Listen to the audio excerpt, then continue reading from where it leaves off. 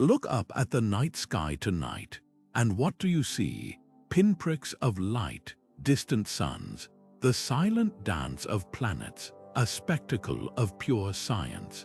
But for nearly all of human history, that wasn't the case. For our ancestors, the heavens were alive. They were a vast, breathing storybook written in light, a divine drama where gods battled, heroes triumphed, and entire cosmologies were spun from the darkness. Every twinkling star was a character, every wandering planet a messenger, and every eclipse a moment of cosmic conflict.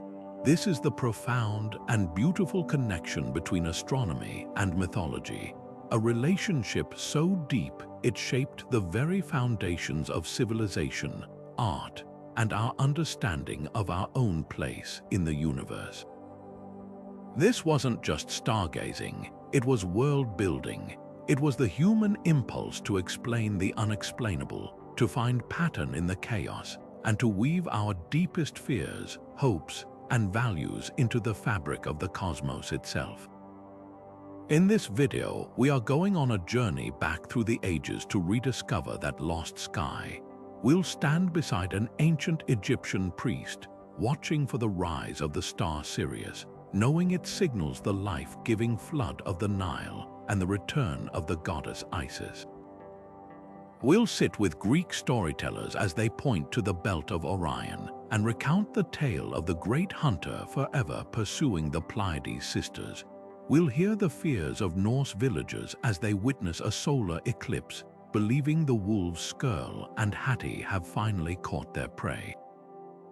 We will explore how the Babylonians used the movements of Venus to predict the fate of empires, and how cultures from China to the Americas saw their own societies, their emperors, their hunters, their lovers reflected in the patterns overhead. This is the story of how mythology gave the stars their meaning, and how astronomy, in turn, gave our myths their scale and their wonder. So get ready to see the constellations not as static diagrams, but as the opening chapters of humanity's greatest epic. We'll trace the Zodiac's ancient roots, decode the legends etched in the Milky Way, and discover why these stories, born thousands of years ago, still have the power to captivate and inspire us today. This is where science and story collide, where empirical observation meets the limitless power of imagination. By the end of our journey, you will never look at the night sky the same way again. Picture the world thousands of years ago without city lights or the hum of modern life. The night sky was an inescapable, overwhelming presence, a deep black canvas so brilliantly lit it demanded an explanation. Our ancestors did not see chaos when they looked up. They saw a story waiting to be told. They connected the brightest stars into patterns we now call constellations, but these patterns were far more than simple dot-to-dot drawings. They were the outlines of gods, animals, and heroes, a celestial society mirroring their own. This was the dawn of celestial storytelling, a profound human impulse to narrativize the cosmos. For these early cultures, the sky was not a separate realm of cold, distant objects. It was a living, breathing extension of their world, intimately connected to their survival, their rituals, and their understanding of life's biggest questions. The movement of the sun dictated the rhythm of day and night. The moon's phases marked the passage of time, and the shifting positions of stars signaled the changing seasons. To make sense of this magnificent clockwork, they infused it with character and drama. The sun became a god in a chariot racing across the sky. The moon was a cyclical goddess, constantly dying and being reborn. A cluster of stars became a mighty hunter, forever chasing a group of sisters across the heavens. This process of personification was a powerful tool for comprehension. It transformed the vast, impersonal, and often frightening universe into something familiar, manageable, and meaningful. It gave them a framework not just to observe the sky, but to truly understand their place within it.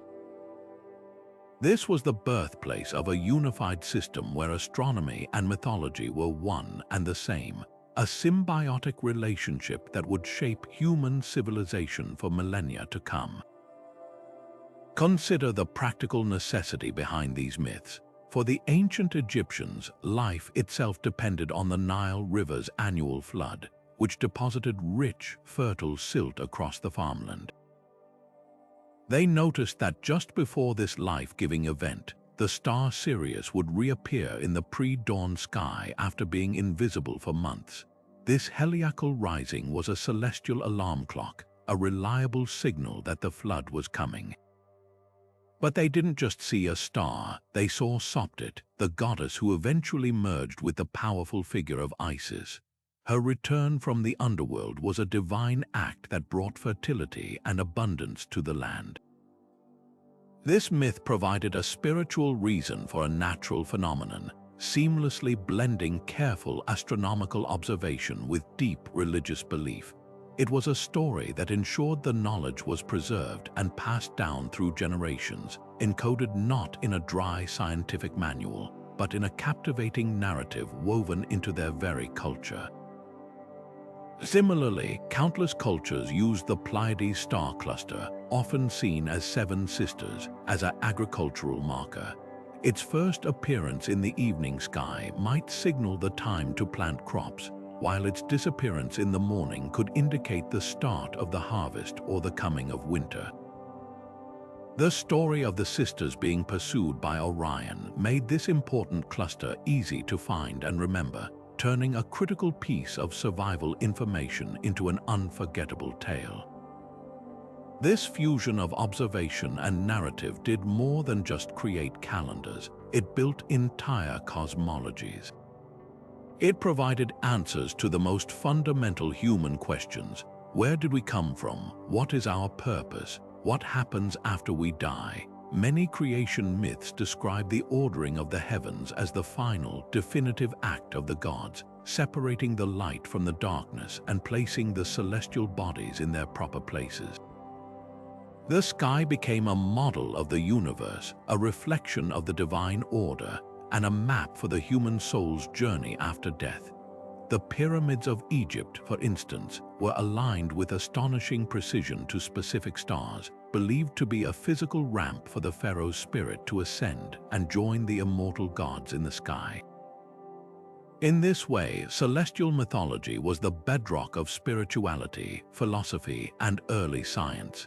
It was the original framework through which humanity sought to comprehend the infinite, using the most powerful tools at its disposal, a sharp eye for patterns and an endless capacity for storytelling.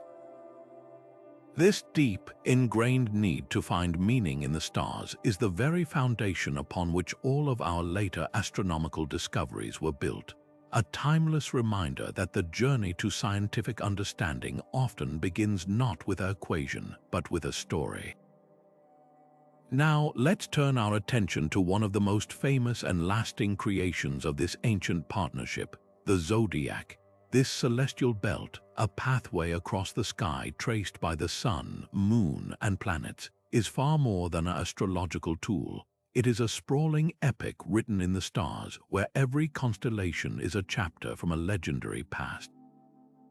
The very word zodiac comes from the Greek zodiakos kyklos, meaning circle of animals, and indeed, most of its figures are creatures or characters lifted straight from the heart of Mediterranean mythology.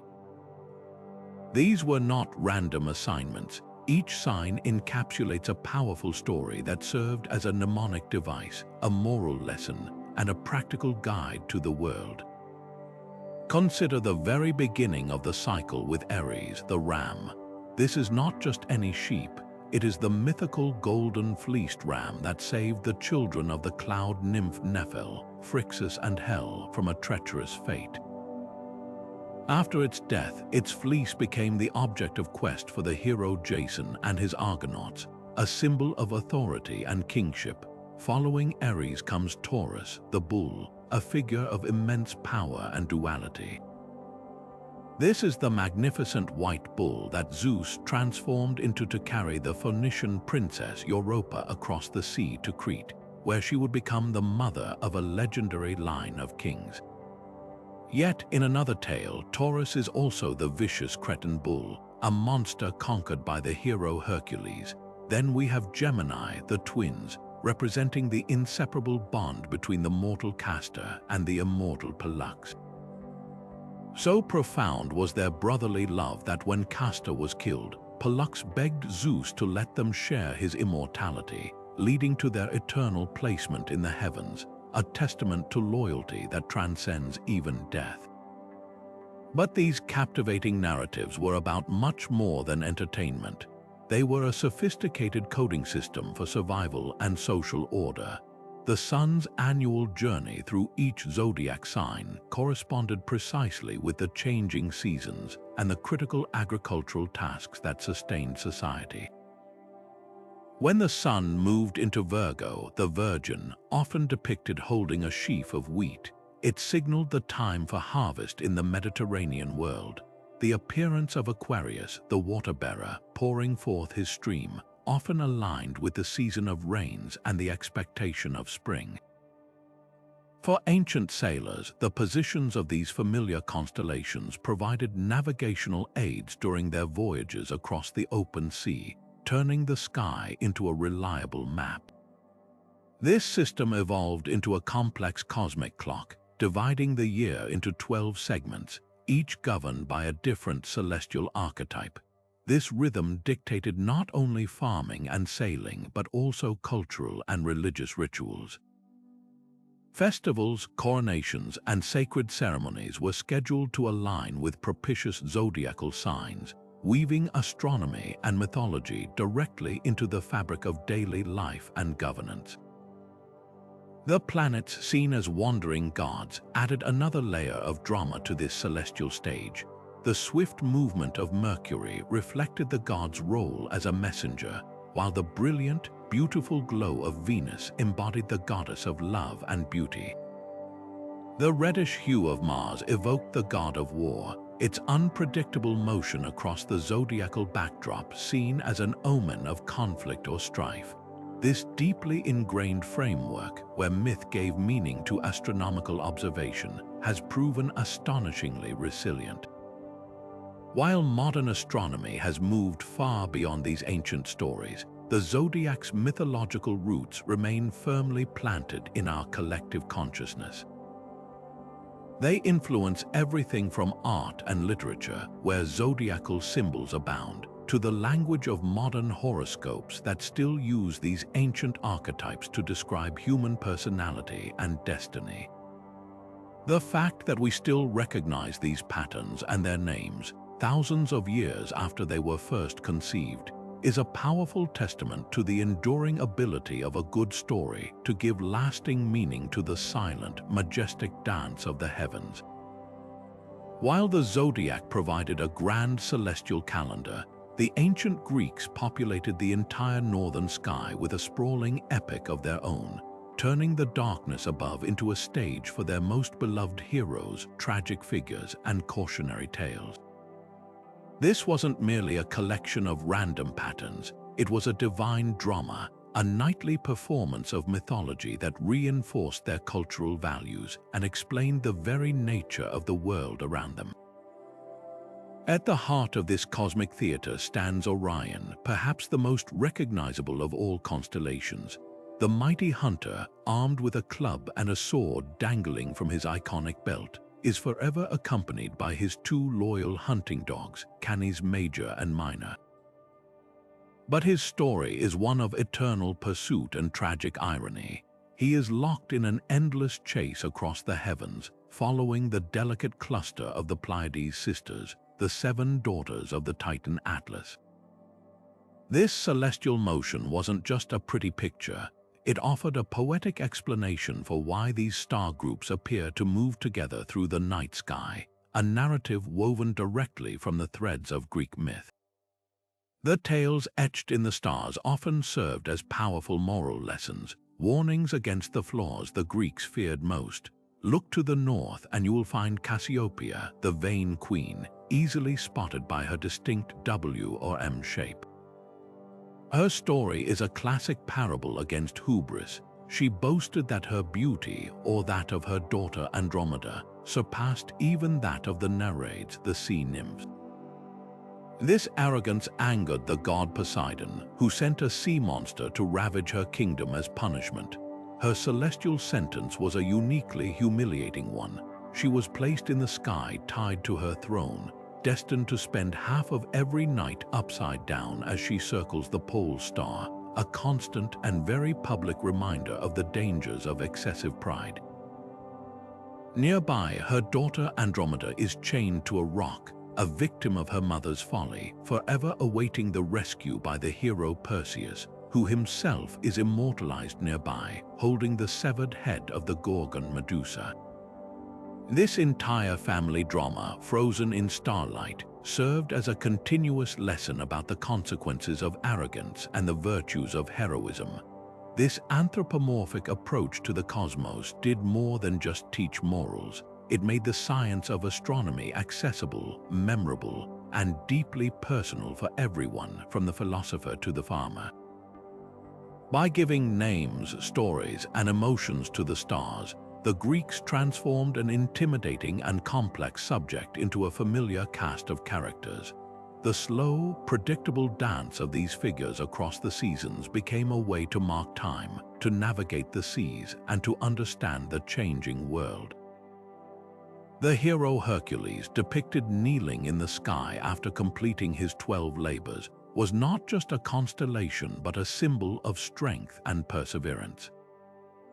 The serpent-bearer Ophiuchus represented healing and the pursuit of knowledge. Each figure added a new layer of meaning to the night, connecting the people on the ground to the gods and heroes they worshipped. This storytelling tradition ensured that astronomical knowledge wasn't lost but was instead passed down through generations in the most durable form possible, a captivating story. The Greek vision of the heavens as a grand, interconnected narrative is a testament to their genius, blending observation with imagination to create a celestial map that has guided, inspired, and fascinated humanity for over 2 millennia. But if the Greek vision of the heavens was a grand, orderly drama staged by the gods, then the Norse sky was a breathtakingly wild and untamed frontier, a cosmos of immense power, constant struggle, and stark beauty. Their mythology presents a universe not of marble columns and sunlit Olympus, but of towering, ice-capped mountains, deep fjords, and endless, dark forests, a reflection of the harsh and magnificent environment they called home. At the very center of this entire cosmic structure stands Yggdrasil, the immense and eternal world tree, an ash so colossal that its branches stretch out over all of the 9 realms, holding them in its boughs. Its roots delve into the wells of fate and wisdom, while its trunk supports Asgard, the home of the gods, and connects it to Midgard, the world of humanity. This was not just a symbol, it was the fundamental architecture of existence, a living axis around which all of reality turned. The stars weren't merely decorative, they were perhaps sparks from Muspelheim, the realm of fire, or the eyes of long-dead heroes watching from the halls of Valhalla.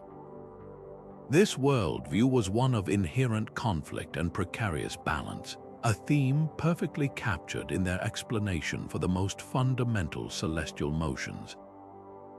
The Norse didn't see a god driving the sun in a chariot. They saw a desperate daily race for survival. The sun and moon were personified as the sister and brother, Sol and Mani, but they were not serene deities. They were terrified beings forever fleeing across the sky, pursued by 2 relentless, monstrous wolves, Skirl and Hati. The sun's brilliant light was explained as Sol's frantic speed, her desperate flight to outpace the jaws of Skirl, who sought to devour her. The moon, with its cooler, paler light, was her brother Mani, equally pursued by the wolf Hati. This created a breathtakingly dramatic explanation for solar and lunar eclipses. When the sky darkened in the middle of the day, it wasn't an astronomical alignment, it was a moment of sheer terror, when the wolf's girl had finally caught up and managed to take a bite out of the sun. The collective gasps and drum beating of ancient Norse people during an eclipse were attempts to scare the wolf away, to make him release his prey so that light could return to the world. It was a myth born from a place of genuine uncertainty and fear, transforming a scientific event into a visceral, life-or-death struggle happening right overhead. This entire cosmological framework was steeped in a profound sense of destiny and an acceptance of an ultimately tragic end, known as Ragnarök, the twilight of the gods. This was not a universe that promised eternal harmony, but one that was always moving toward a final, cataclysmic battle where even the great gods like Odin and Thor would fall. The stars might one day go dark and the sun would finally be consumed. This impending doom, however, did not lead to despair. Instead, it forged a unique and powerful cultural ethos. Knowing that the end was inevitable, the only thing that truly mattered was how one faced it. Bravery, honor, loyalty to one's kin, and the strength to laugh in the face of certain doom became the highest virtues. The unpredictability of their sky, the sudden storms, the long, dark winters of the polar night, the shimmering and seemingly ominous aurora borealis mirrored the unpredictability of life itself. Their mythology didn't seek to impose order on the chaos as much as it sought to provide a framework for understanding it and finding meaning within it. The courage of Sol and Mani, running their daily race despite knowing the wolves were always at their heels, was the same courage expected of every Viking warrior and farmer. The Norse celestial narrative is a powerful testament to how a culture's environment and values directly shape its stories of the stars, creating an astronomy that is less about peaceful contemplation and more about raw, heroic resilience in the face of a magnificent and terrifying universe. While the Greeks envisioned a sky of heroic drama and the Norse saw a world of fated struggle, the ancient Egyptians perceived a cosmos of divine order and eternal cycles, where the celestial and the earthly were perfectly mirrored. For them, the sky was not a separate realm but a direct extension of their own world, governed by the same gods and subject to the same fundamental rhythms of life, death, and rebirth. At the very heart of this system was the sun, embodied by the great god Ra. His daily journey was the engine of all existence. Each dawn, he was reborn as Khepri, the scarab beetle pushing the sun disk above the horizon. At noon, he reached his full strength as Ra, the fierce midday sun, and by evening he transformed into the aged autumn, sinking into the western horizon to begin his most perilous voyage. This was not the end but a transition. Through the 12 hours of the night, Ra traveled in his solar bark through the treacherous underworld, the Duat, battling the serpent of chaos, Apep, to be reborn again at dawn. This myth was a profound cosmological clock, explaining the sun's inevitable cycle and reinforcing the Egyptian belief in resurrection and the triumph of order over chaos. This divine rhythm was mirrored by a very earthly, life-sustaining event, the annual flooding of the Nile, and the Egyptians discovered a breathtakingly precise celestial signal for this event, the heliacal rising of the star we know as Sirius. After a period of 70 days of invisibility, when it was believed to be traveling through the Duat with Ra, Sirius would reappear just before sunrise in the eastern sky. The Egyptians named this star Sopdet, and they personified it as a goddess who was intimately linked to the great mother goddess, Isis. The return of Sopdet heralded the imminent inundation, the flood that would deposit rich, fertile silt across the Nile Valley, ensuring a bountiful harvest and the survival of the civilization. This connection was not a vague superstition. It was a meticulously observed astronomical fact that dictated their entire agricultural and ceremonial calendar. The goddess Isis, in her role as the devoted wife who resurrected her husband Osiris, was seen as the force behind this annual rebirth of the land. Her tears of mourning for Osiris were believed to cause the Nile to rise, making the celestial event a deeply emotional and spiritual moment as well as a practical one. The sky was literally giving them a divine warning, a gift from the gods to ensure their prosperity. To further master the night, Egyptian astronomer priests developed one of the most sophisticated timekeeping systems of the ancient world. They divided the night into 12 hours, but since the length of nighttime changes with the seasons, these were temporal hours. To track them, they identified 36 small star groups or individual stars known as decans. Every 10 days, a new decan would make its first appearance on the eastern horizon just before dawn, marking the start of a new Egyptian week. This cycle of 36 decans covered the 360-day Egyptian year, with 5 extra days added for the birthdays of the gods. Each decan was associated with its own deity and was believed to hold influence over the fate of individuals born under its watch. These stars served as a giant star clock painted on the ceiling of tombs and temples, allowing priests to determine the hour of the night with remarkable accuracy for religious rituals and timekeeping. This system demonstrates a brilliant fusion of precise observation and spiritual belief, where every star was a divine entity and every hour was governed by a celestial power. This intricate celestial framework was the ultimate validation of the pharaoh's divine right to rule. The pharaoh was considered the living embodiment of Horus, the falcon-headed sky god, and the son of Ra. His authority was not merely political, it was cosmic. The orderly progression of the stars, the reliable journey of Ra, and the annual return of Sopdet were all seen as reflections of the pharaoh's role in maintaining Ma'at, the fundamental principle of truth, balance, and cosmic order.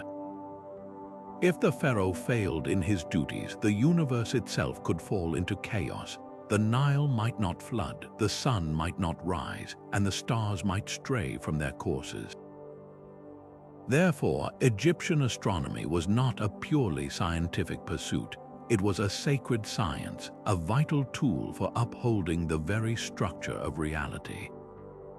By aligning their temples and pyramids with precise cardinal directions and with specific stars like Orion, which they associated with Osiris, god of the afterlife, they built a permanent stone reflection of the heavens on earth. This created a seamless unity between the cosmos, the state, and the divine, ensuring that every aspect of life, from farming to worship to governance, was harmoniously attuned to the eternal cycles of the sky.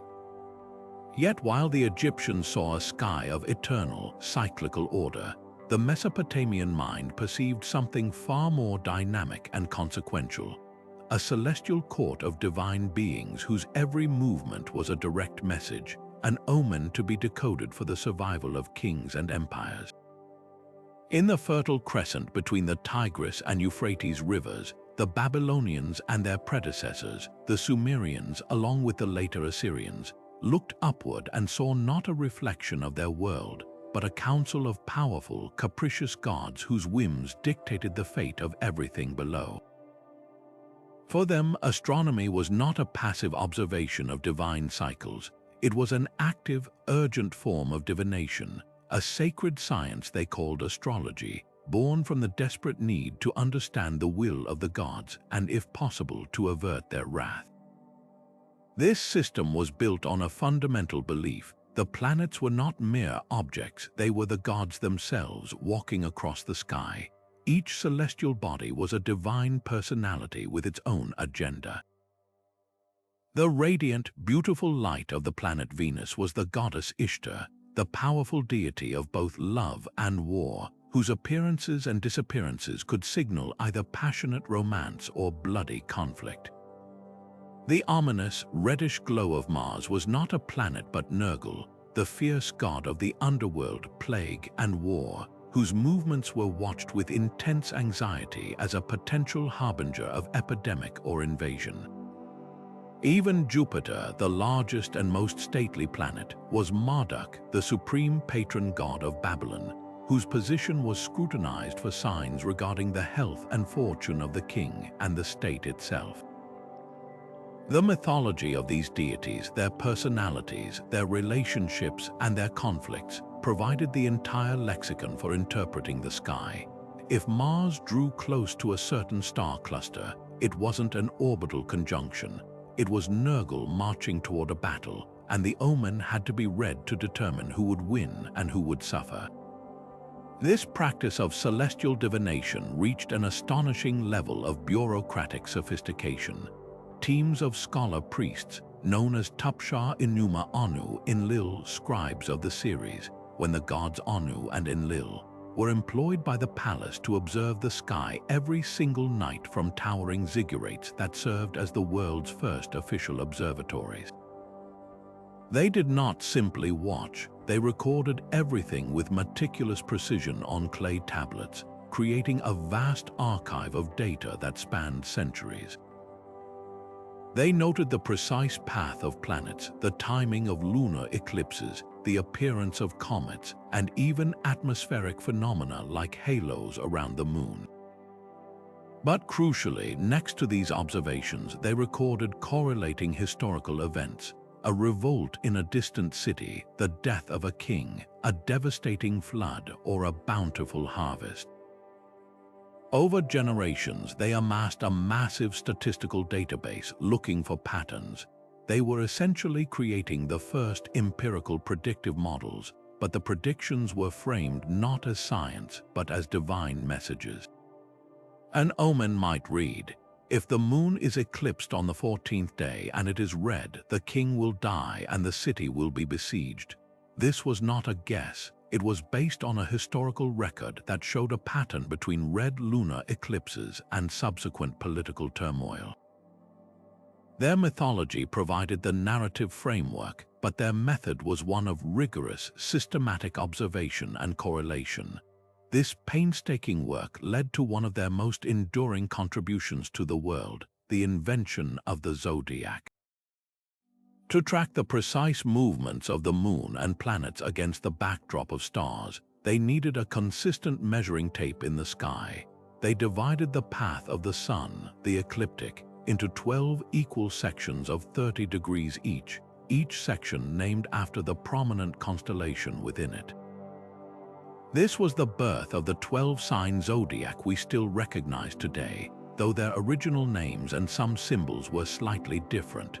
They used this grid not for personal horoscopes as we know them, but for grand state-level predictions. The movement of a planet into the section of the hired man, which we call Aries, might be an omen about the upcoming lambing season or the mood of the migrant labor force. Its entry into the scales Libra could signal a need for the king to ensure justice in his legal rulings. The sky became a complex, celestial clockwork of divine intention, and the zodiac was its most precise dial. The legacy of Mesopotamian astral science is immeasurable. Their vast archives of data, their mathematical models for predicting lunar eclipses and planetary motions, and their very concept of the zodiac were passed on to the Greeks, who adopted and adapted them, merging them with their own rich mythology. From Greece, this knowledge traveled to Rome, the Islamic world, and eventually to medieval Europe, forming the bedrock of both Western astronomy and astrology. The Mesopotamians demonstrated, for the first time in history, that a deep, driving belief in mythological narrative could be the very engine for scientific advancement. Their need to read the messages of the gods forced them to look harder, record more carefully, and think more mathematically about the cosmos than anyone before them. They proved that the quest to understand the divine could, almost as a side effect, lead to a profound and precise understanding of the heavens themselves. While the Mesopotamians were perfecting the art of celestial divination from their ziggurats on the other side of the world, a profoundly different but equally sophisticated system was taking root. In the ancient Indian subcontinent, astronomers and priests were weaving a cosmology where mathematics and mythology were not just compatible, but were two essential, intertwined threads of the same cosmic fabric. Here, the celestial bodies were not distant omens to be feared, but powerful deities, the Navigrahas, who were intimately involved in the tapestry of human destiny. This system presents a breathtaking vision of the universe, one governed by precise, cyclical time, and inhabited by divine forces that could be understood through both prayer and calculation. The very term Navigraha breaks down to 9 Caesars or 9 influencers, and these 9 planetary deities were seen as the arbiters of fate. At the center of this celestial court was Sirius, the sun god. He was not a passive ball of fire, but a majestic king riding across the sky in a chariot drawn by 7 horses, representing the 7 days of the week and the 7 colors of sunlight. His journey was measured with astonishing precision. Ancient texts like the Surya Siddhanta calculated the solar year to be 365.258756 days, a figure remarkably close to the modern value. His light was considered the source of all life and the dispeller of ignorance. Then there was Chandra, the moon god, a youthful and benevolent deity whose waxing and waning not only governed the tides but was believed to directly influence the human mind and emotions. The very word lunacy finds a parallel in this ancient belief. The other celestial bodies, Mangala Mars, Buddha Mercury, Brihaspati Jupiter, Shukra Venus, and Shani Saturn, each possessed their own distinct personality, mythology, and sphere of influence, from war and communication to wisdom and love, and finally to discipline and hardship. This deep astronomical knowledge was not confined to standalone scientific texts. It was seamlessly embedded into the very heart of spiritual literature. The Vedas, some of the oldest religious texts in the world, contain hymns to the sun and descriptions of the lunar cycles. The Puranas, epic compilations of mythology and philosophy, are filled with cosmological narratives that describe the motions of the planets, the nature of eclipses, and the structure of the universe. This was a culture that saw no contradiction between reciting a prayer to Sirius and using complex mathematics to predict his exact position tomorrow. In fact, the spiritual context provided the motivation for the scientific pursuit. Calculating the exact timing of a solar eclipse was critical because it was believed that performing specific rituals and mantras during this time could mitigate its potentially negative astrological effects. The need for accurate astrological charts, which were based on the precise birth time and planetary positions, drove the development of incredibly advanced mathematics, including the concept of zero, trigonometry, and algebra. The myth provided the why, and the math provided the how, in a perfect synergistic relationship. This fusion is perfectly illustrated by the captivating myth created to explain solar and lunar eclipses.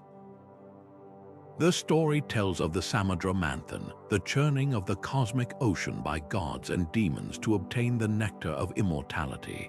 As the nectar emerged, the demon Swabhanu disguised himself as a god to steal a sip. The sun and moon gods Surya and Chandra spotted the deception and alerted Lord Vishnu, who immediately severed the demon's head with his discus. However, because the demon had already tasted the nectar, he could not die. His head became Rahu and his body became Ketu, 2 shadowy planetary nodes. Forever enraged at the sun and moon for betraying him, Rahu's head chases them across the sky. Occasionally, he catches up and swallows them whole, causing an eclipse, but since he has no throat, he cannot digest them, and they simply reappear out of his severed neck. This story is a masterclass in mythological science. It explains why eclipses occur, Rahu's vengeance, why they are temporary, he can't digest the luminaries, and even the astronomical fact that eclipses can only occur when the sun and moon are near the lunar nodes, which are named Rahu and Ketu in Indian astronomy. It transformed a terrifying celestial event into a familiar story of divine conflict with a guaranteed happy ending. This cyclical view of conflict and resolution extends to the grandest scale imaginable in Hindu cosmology, the concept of the yugas. These are not mere epochs of time, but immense cycles of creation and destruction that the entire universe undergoes. Time is not linear but circular, spinning through 4 great ages, each with its own moral and spiritual character, from the perfect Satya Yuga to the conflicted Kali Yuga in which we currently live. A full cycle of these 4 yugas is called a Mahayuga, lasting over 4 million years, and 1,000 of these Mahayugas constitute a single day of Brahma, the creator god, after which the entire universe is dissolved and recreated. These are not abstract philosophical ideas. They are a direct reflection of the cyclical patterns observed in the heavens, the daily rising and setting of the sun, the monthly cycle of the moon, the annual journey of the seasons. The cosmos itself was seen as breathing, expanding and contracting in a divine rhythm that made both birth and death, creation and destruction, not tragedies but natural, inevitable parts of a magnificent, eternal dance. This perspective allowed Hindu astronomy to flourish without the constraints of a fixed, linear timeline, encouraging a long-term, cyclical view of cosmic events that was both spiritually profound and scientifically stimulating. This intricate system of celestial bureaucracy found one of its most important timekeeping instruments not in a grand constellation, but in a very familiar pattern. For the Chinese, the 7 bright stars of the Big Dipper, which we see as a simple spoon, were something far more significant, the Northern Dipper or Bei Du. This was not a bear or a wagon.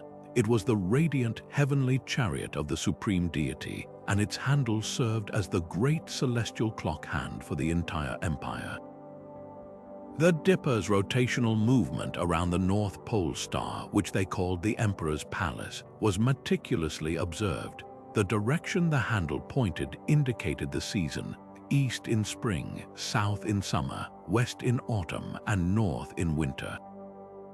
This made it an incredibly reliable agricultural calendar, dictating the precise time for planting, harvesting, and conducting the essential state rituals that ensured harmony between heaven and earth.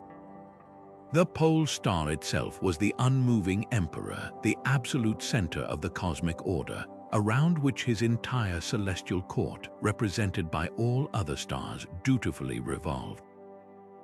Yet this sky of strict hierarchy and order also contained one of the most tender and enduring love stories in all of mythology, a tale that continues to be celebrated to this day. On opposite sides of the Milky Way, the silvery river in the sky known as the Heavenly River, shine the stars Vega and Altair. In Chinese lore, these are not just stars, they are the weaver girl Xinyu, a celestial deity who wove the clouds and robes of the gods, and the cowherd Niulong, a humble mortal who cared for his magical ox. Their story is one of forbidden love, separation, and an annual reunion that pulls at the heartstrings. They fell deeply in love, married, and had 2 children, but in their bliss, the weaver girl neglected her heavenly duties. As punishment, the Empress of Heaven, her mother, drew a line across the sky with her hairpin, creating the Milky Way to separate the lovers forever. The sheer depth of their sorrow, however, moved the Empress, who decreed that on the 7th night of the 7th lunar month, they would be allowed to meet. On that night, magpies would form a bridge with their wings across the heavenly river, so the lovers could be together for a single, precious evening. This festival, Qixi, is often called the Chinese Valentine's Day, a beautiful example of how a celestial phenomenon was woven into the fabric of human emotion, reminding everyone that even in a perfectly ordered bureaucracy, the heart has its own compelling reasons. This celestial order, however, was always fragile. The appearance of a comet, a meteor storm, or most terrifyingly, an eclipse, was not seen as a natural astronomical event. It was a rupture in the cosmic harmony, a direct and severe omen from heaven indicating that the emperor, the son of heaven, had lost the mandate of heaven. His rule had become unjust, corrupt, or impious, throwing the perfect balance between the earthly and celestial realms into disarray. The sky was literally showing its displeasure. A solar eclipse, where the sun, the symbol of the emperor, was being consumed by darkness, was a moment of supreme political crisis. It was interpreted as a celestial dragon attempting to devour the sun, and the entire imperial court would spring into action with precisely prescribed rituals to save it. Astronomers and officials would bang drums and fire arrows into the sky to scare the dragon away, while the emperor would engage in solemn ceremonies of fasting, self-reflection, and public atonement for his failings. These were not mere superstitions. They were powerful state functions that reinforced the emperor's accountability to a higher cosmic law. A successful ritual that coincided with the sun's return reaffirmed his legitimacy, while a failure could potentially fuel rebellion. The sky was the ultimate barometer of political health. This unique vision of the cosmos resulted in a completely different way of mapping the heavens. Unlike the large, sprawling Greek constellations that depict figures and animals, Chinese astronomy divided the sky into many smaller, precise patterns called asterisms. Imagine the difference between a map that shows entire countries and one that shows every city, town, and village. The Chinese system was the latter. There weren't just 48 or 88 constellations. There were hundreds of these asterisms organized into 3 enclosures and 28 lunar mansions. These asterisms represented the various ministries, palaces, markets, armies, and officials of the celestial empire. There was a star for the Minister of Agriculture, a cluster for the imperial guards, and stars marking the royal stables and granaries. Every star had a specific bureaucratic function, creating a mirror image in the sky of the intricate imperial administration on the ground. This wasn't merely for storytelling, it was a highly practical system. The 28 lunar mansions, which tracked the moon's path, were essential for creating accurate calendars and for celestial navigation, allowing for remarkably precise timekeeping and geographical plotting. The Chinese example demonstrates with stunning clarity that a culture's social and political structure doesn't just influence its mythology, it can fundamentally define its very science, turning the vast, impersonal universe into a familiar, if daunting, extension of the human world it seeks to understand. Across the vast and varied landscapes of the Americas, from the frozen Arctic to the dense rainforests and sprawling plains, indigenous cultures cultivated a relationship with the night sky that was as diverse as the land itself. Yet, despite this incredible variety, a common thread binds these celestial traditions together: a profound, intimate connection to the natural world and the community that depended on it. Native American astronomy was not an abstract science practiced by elite priests in isolated temples. It was a living, breathing knowledge system, woven directly into the fabric of daily survival, spiritual practice, and cultural identity. The stars were not distant gods but familiar guides, ancestors, and animals, their movements offering critical instructions for when to plant, when to hunt, when to gather, and when to move with the seasons. This knowledge was preserved and passed down not through written texts or complex instruments, but through the most durable and portable technology of all, the power of story. Consider the pragmatic brilliance embedded in the stories of the Pleiades star cluster. While the Greeks saw 7 sisters being chased by a hunter, many native nations saw this tight grouping of stars as a crucial marker for their agricultural and ceremonial calendar. For the Navajo or Diné, the Pleiades are known as the Flint Boys. Their first appearance in the evening sky marks the beginning of the winter season, a signal that it is time to complete the final preparations for the cold months ahead. Their position overhead at midnight signals the heart of winter, and their disappearance in the spring signifies the time for planting. This wasn't just a story, it was an almanac written in the stars, a reliable, cyclical reminder that ensured the community's survival. Similarly, the Skiddy Pawnee people of the Great Plains held a deep reverence for the stars, which they called the Council of Chiefs. They carefully observed the Pleiades, using its position to determine the optimal time to plant their sacred corn. They believed the stars held the power of creation, and that by aligning their actions with the celestial patterns, they maintained harmony between the earth and the heavens, guaranteeing a successful harvest that would sustain their people for another year. A truly ubiquitous character in these celestial narratives, appearing in countless forms across different tribes, is the trickster, most often embodied by Coyote.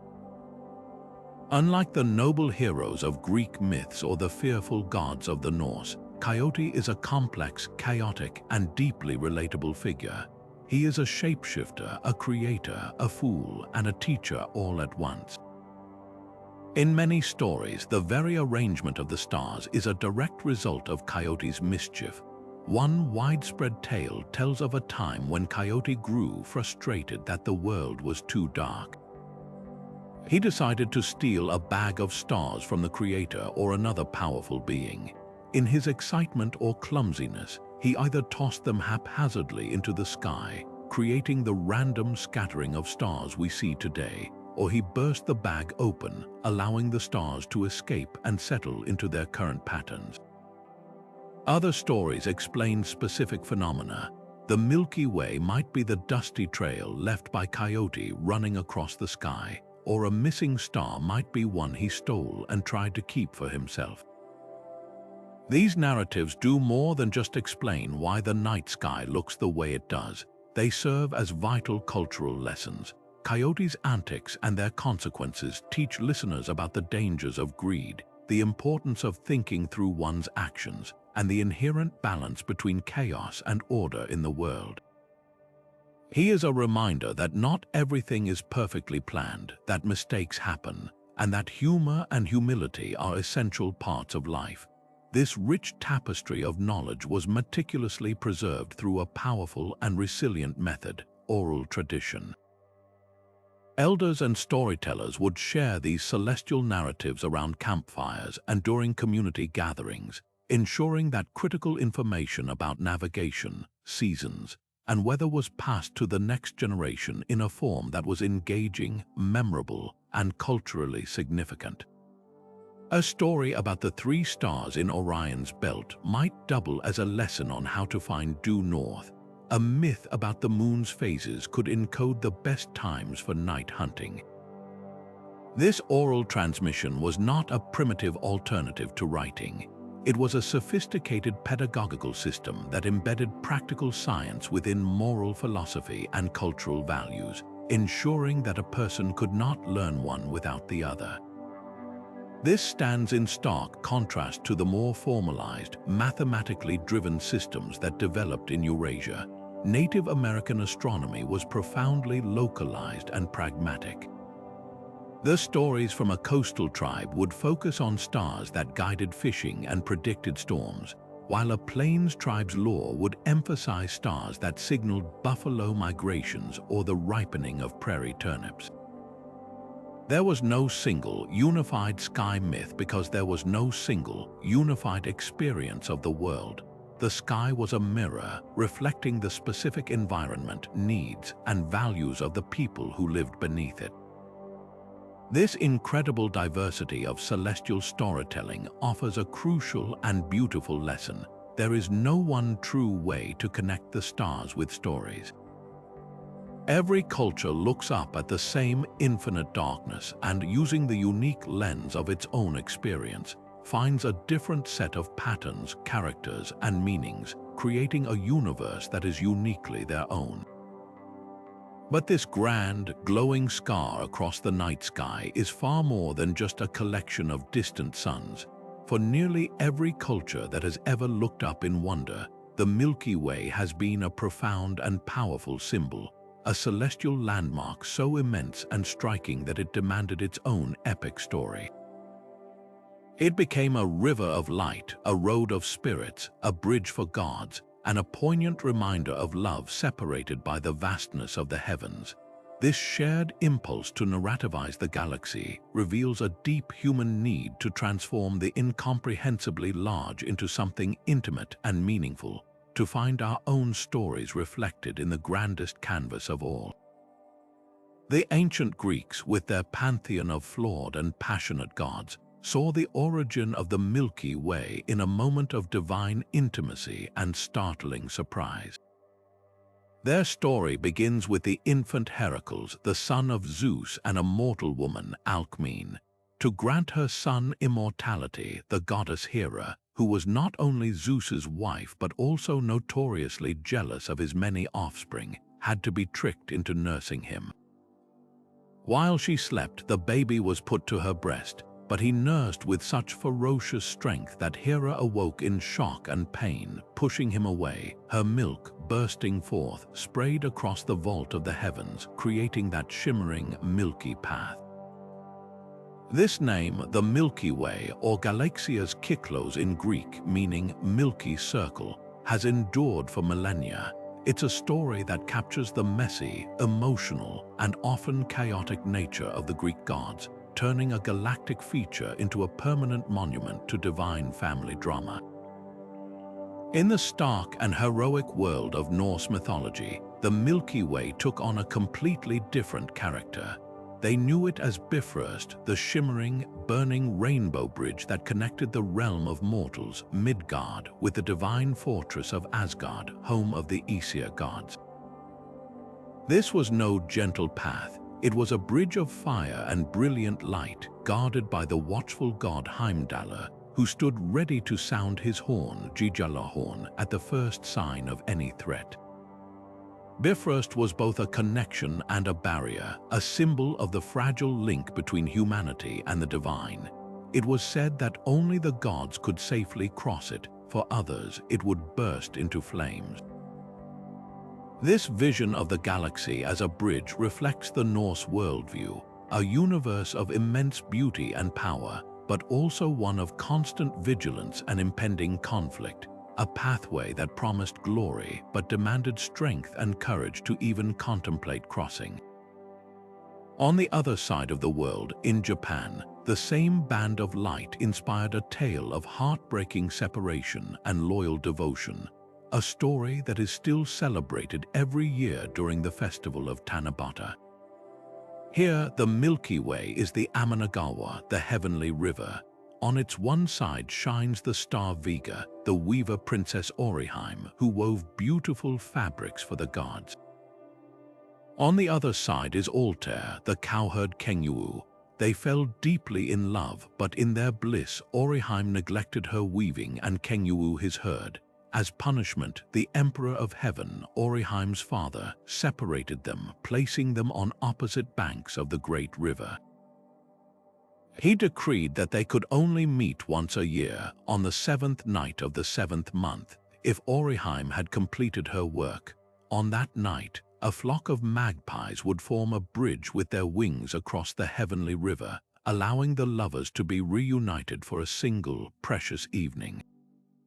If it rains on Tanabata, the river rises and the magpies cannot come, forcing the lovers to wait another long year.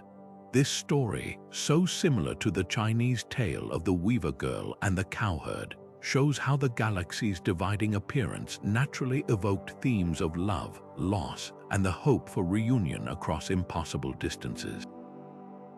What is truly fascinating is how this single, breathtaking astronomical feature inspired such similar metaphors across cultures, that had no contact with one another. Whether it was seen as a river, a road, or a bridge, the Milky Way was universally understood as a connector, a pathway linking two separate realms. This shared motif points to a fundamental pattern in the human imagination. When confronted with a phenomenon that is both beautiful and mysteriously divisive, cutting the sky in two, our ancestors independently arrived at stories of connection and separation. It became a symbol of the journey after death, a path for souls to travel to the afterlife in many Native American and Siberian traditions. It was the road along which the sun traveled in some Aboriginal Australian Dreamtime stories.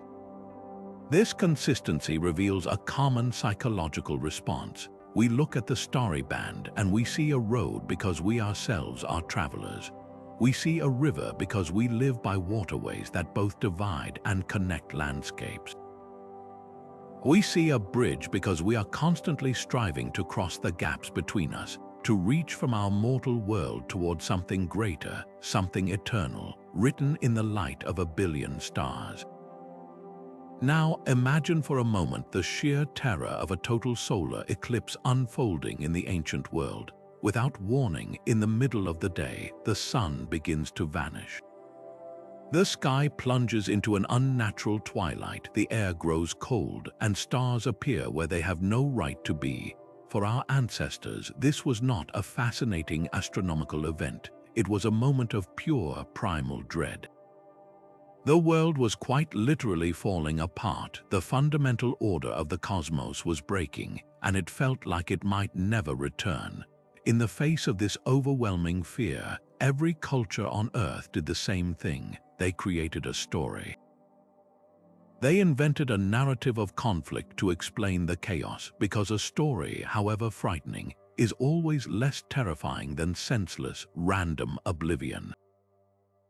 These eclipse myths are some of the most vivid and widespread in all of human history, and they reveal a universal human impulse to fight back against the darkness with the one weapon we have always had, the power of a tale. In ancient China, the culprit was a celestial dragon.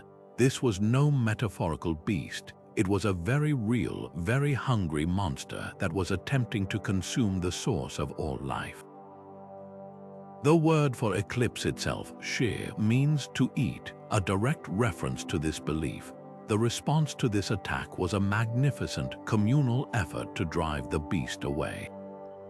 People would gather together, banging drums, clanging pots and pans, and making as much noise as humanly possible. They were not just panicking, they were participating in a vital, shared ritual to scare the dragon into spitting out the sun. The emperor, as the son of heaven, had a critical role to play. His astronomers, who had perhaps begun to detect patterns in these events, were tasked with predicting them. A successful prediction allowed the entire imperial court to prepare for a grand ceremony. The emperor would fast and perform rituals of atonement, for an eclipse was also seen as a heavenly sign of his failing virtue.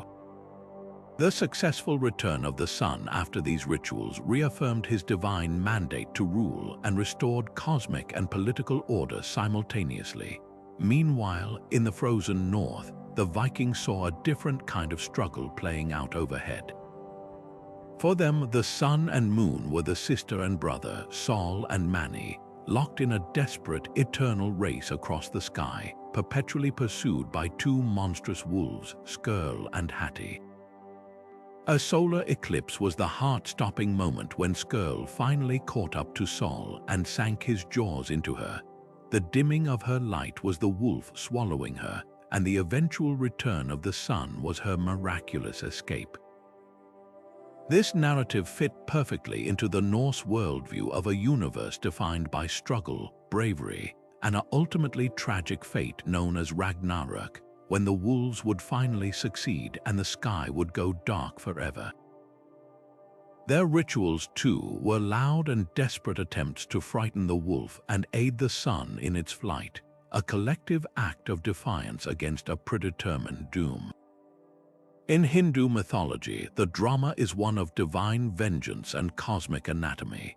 The story, as told in the Puranas, begins with the churning of the cosmic ocean by gods and demons to obtain the nectar of immortality. The demon Swabhanu disguised himself as a god to steal a sip, but the sun and moon gods Surya and Chandra spotted the deception and alerted Lord Vishnu, who immediately lopped off the demon's head with his discus. However, because the demon had already tasted the nectar, he could not die.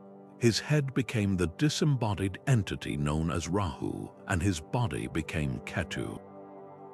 Forever enraged at the sun and moon for their betrayal, Rahu's head eternally chases them across the sky.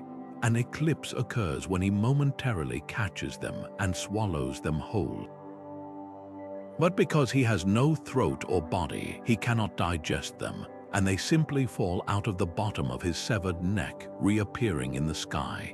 This is a brilliantly sophisticated myth that not only explains why eclipses happen, but also why they are temporary, providing a satisfying and reassuring narrative closure. Beyond simply explaining the unexplainable, these stories served a profound psychological and social purpose. They gave people a script to follow, a set of actions to take when the world seemed to be ending.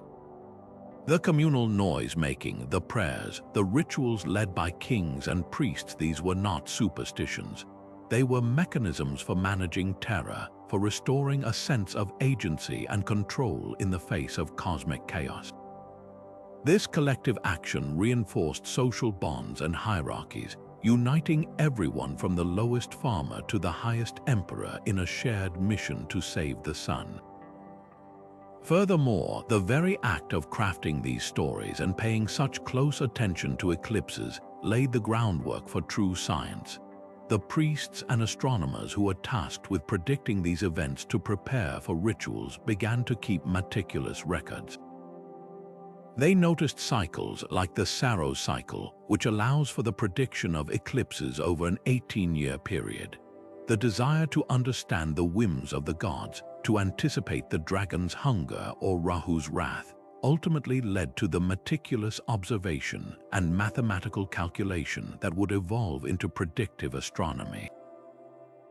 The myth provided the initial wonder and fear that drove the observation, and that observation, over centuries, gradually revealed the beautiful mechanical clockwork of the heavens, showing us that the universe operates by laws, not just by legends. If eclipses were terrifying disruptions of the celestial order, then comets were something even more profound, complete and utter unknowns. They appeared without warning, a strange and ghostly smear of light hanging in the sky for weeks or even months, a silent, motionless intruder that refused to follow the rules. Unlike the predictable planets or the fixed stars, a comet was a cosmic wildcard, and for ancient cultures that believed the heavens were a perfect, orderly machine, its sudden appearance was deeply unnerving. It represented chaos itself breaking through into the divine realm, and it could only mean one thing: the gods were sending a message, and it was almost certainly a warning. This visceral reaction is perfectly captured in the very word we use today. Comet comes from the Greek kometes, meaning long-haired star, a poetic name for what was often seen as a celestial sword hanging over the world, its tail a blade of fiery portent. The Romans, masters of statecraft and propaganda, were particularly adept at weaving comets into their political mythology. They often interpreted these hairy stars as the soul of a great leader ascending to take his place among the gods, a process known as apotheosis. The most famous example followed the assassination of Julius Caesar in 44 BC. During games held in his honor just a few months after his death, a brilliant comet appeared in the sky. Caesar's adopted heir and Rome's first emperor, Augustus, seized upon this event. He declared it was nothing less than the divine spirit of Caesar himself, a sign of his godhood and a powerful symbol of approval for the new imperial regime.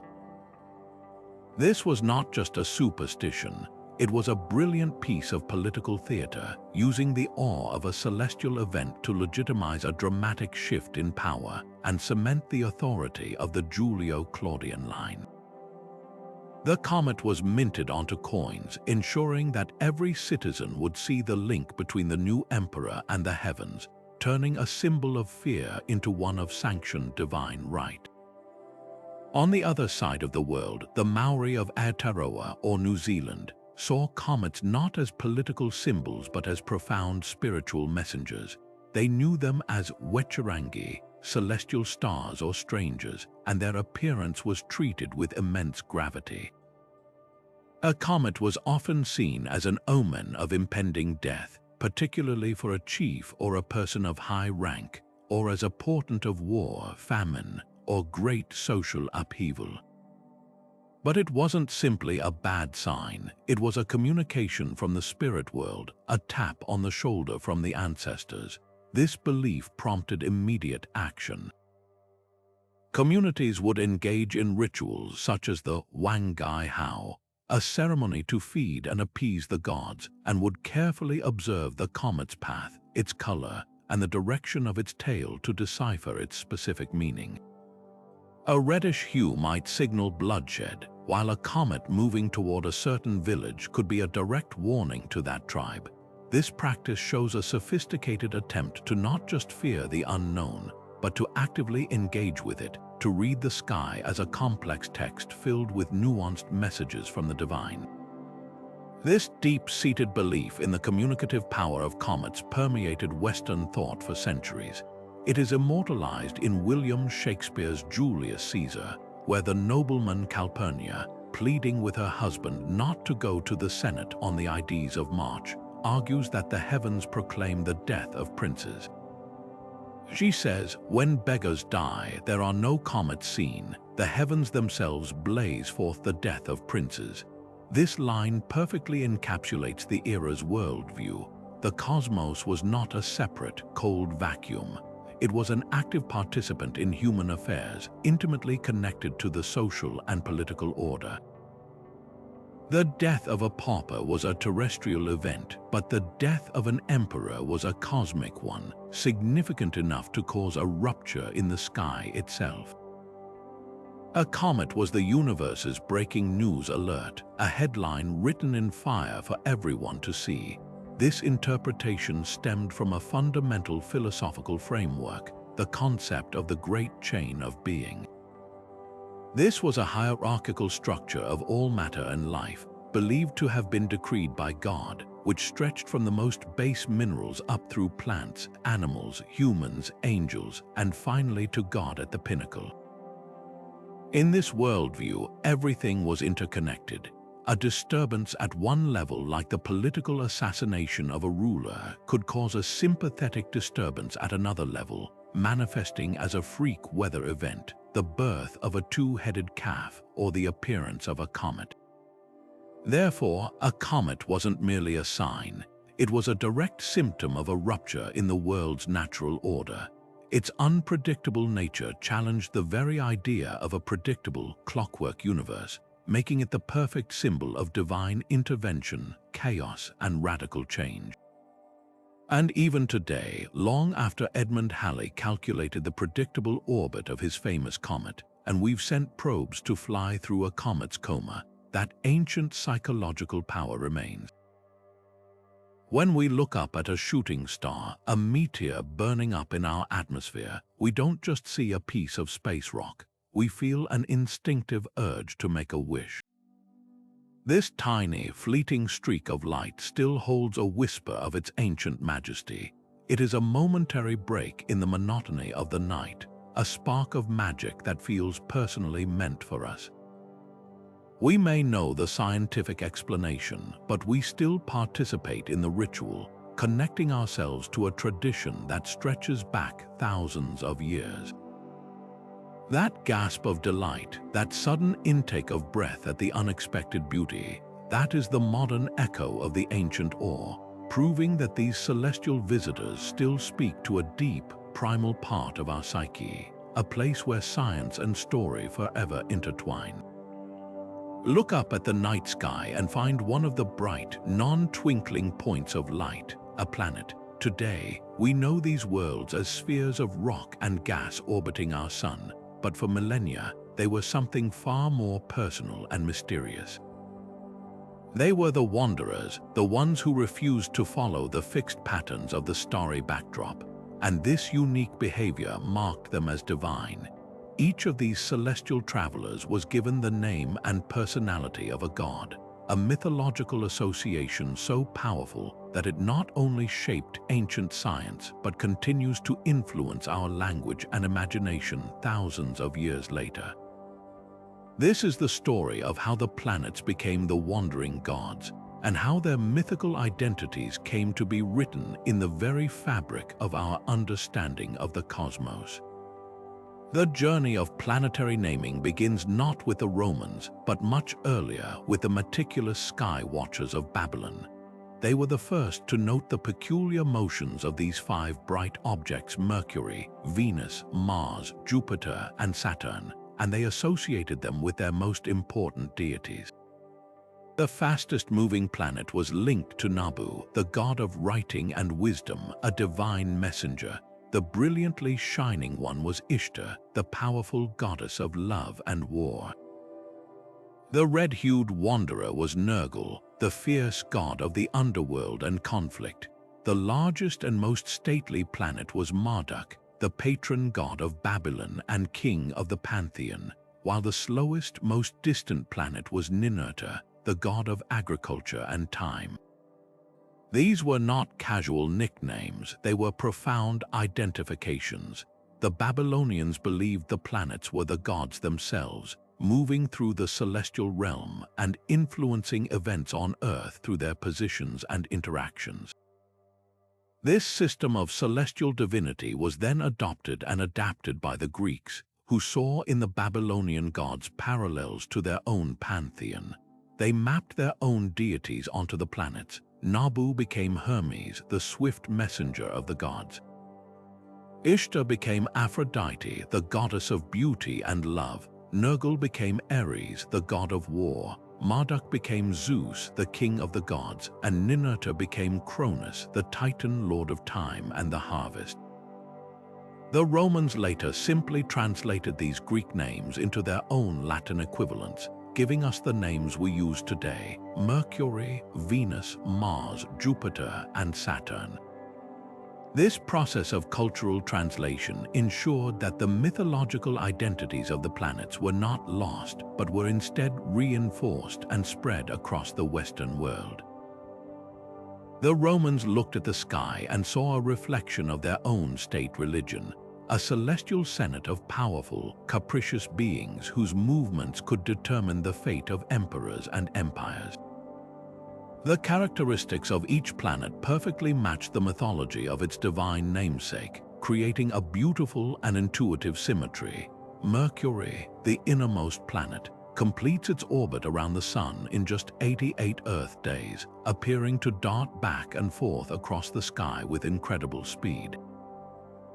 This frantic motion was a perfect fit for the winged foot messenger god, the quick-thinking patron of travelers, thieves, and commerce.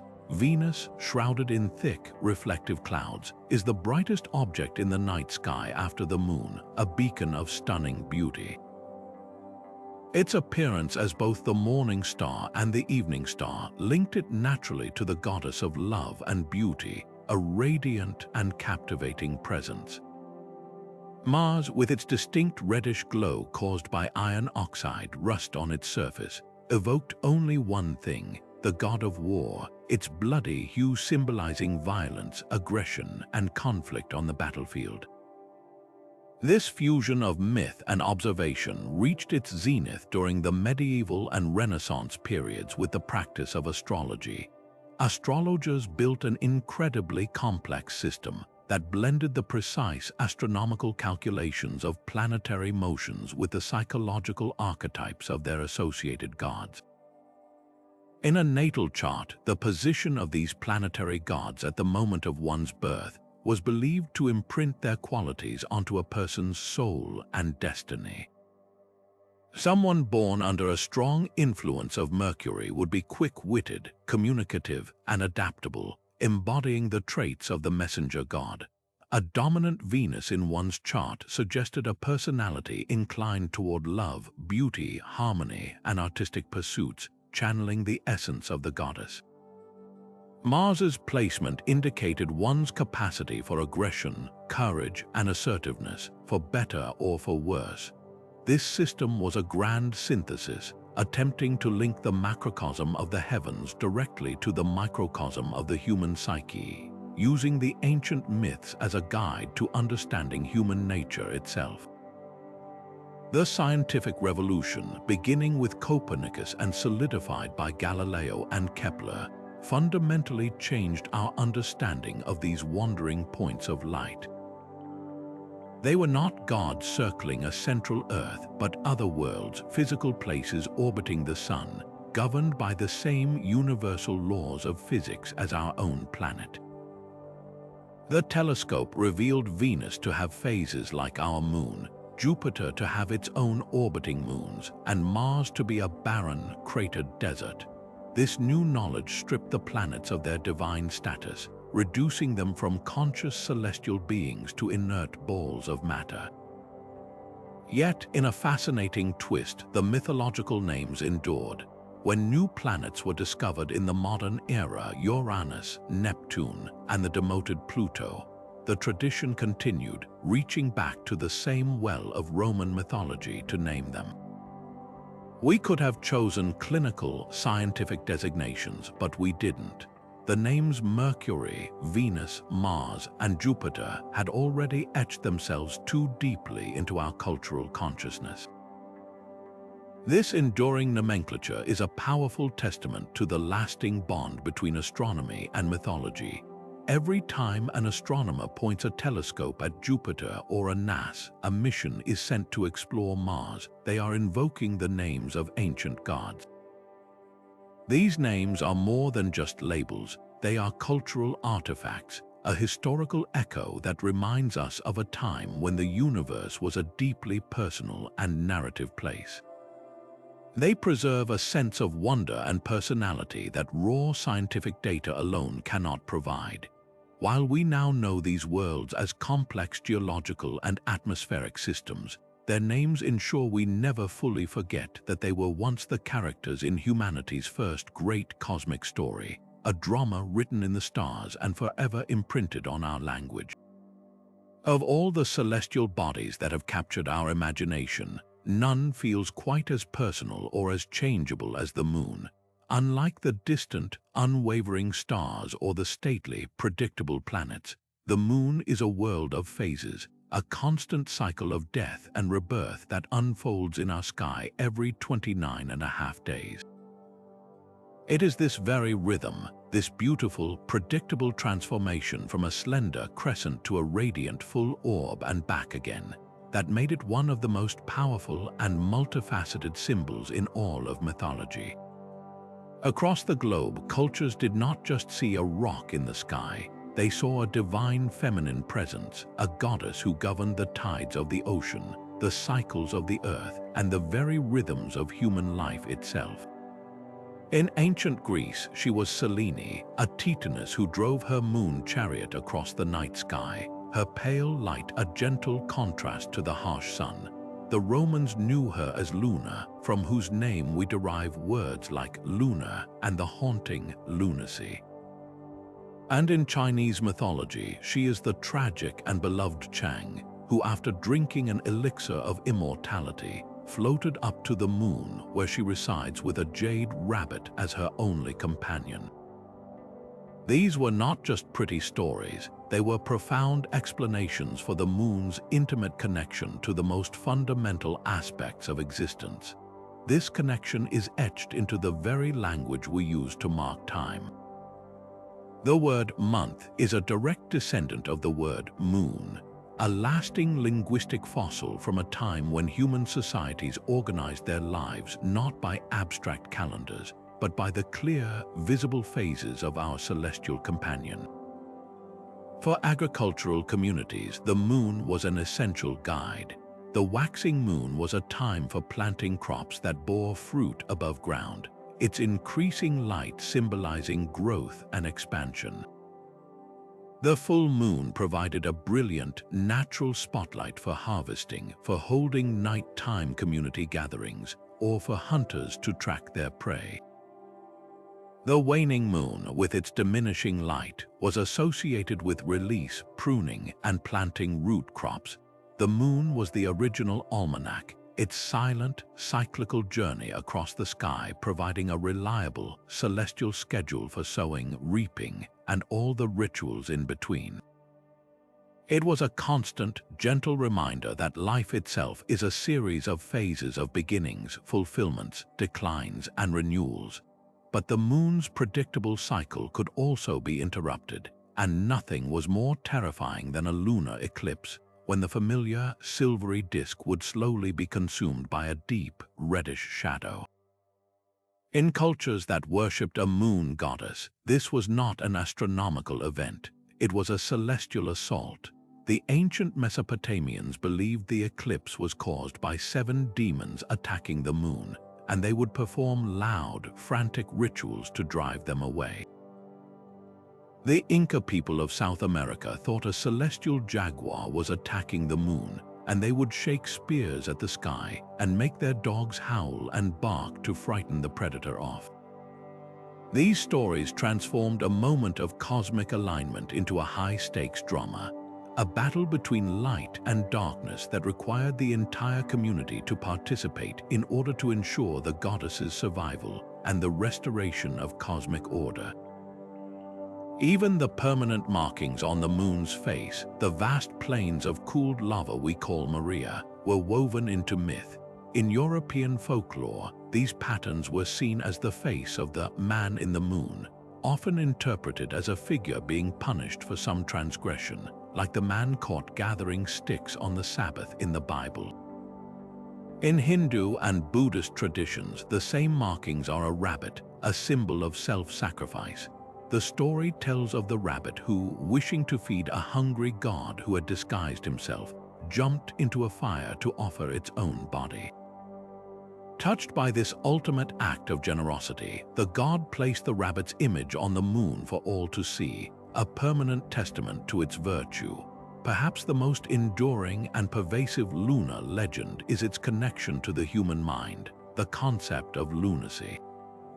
For centuries, it was widely believed that the moon's light, particularly the overwhelming brilliance of the full moon, could exert a powerful influence on the brain, triggering madness, epilepsy, and erratic behavior. The word lunatic itself comes from the Latin lunaticus, meaning moon-struck. This belief was not mere superstition. It was supported by pillars of ancient science like Aristotle and the Roman naturalist Pliny the Elder, who argued that the moon, which governed the vast ocean's tides, must also affect the delicate, fluid-filled human body and brain.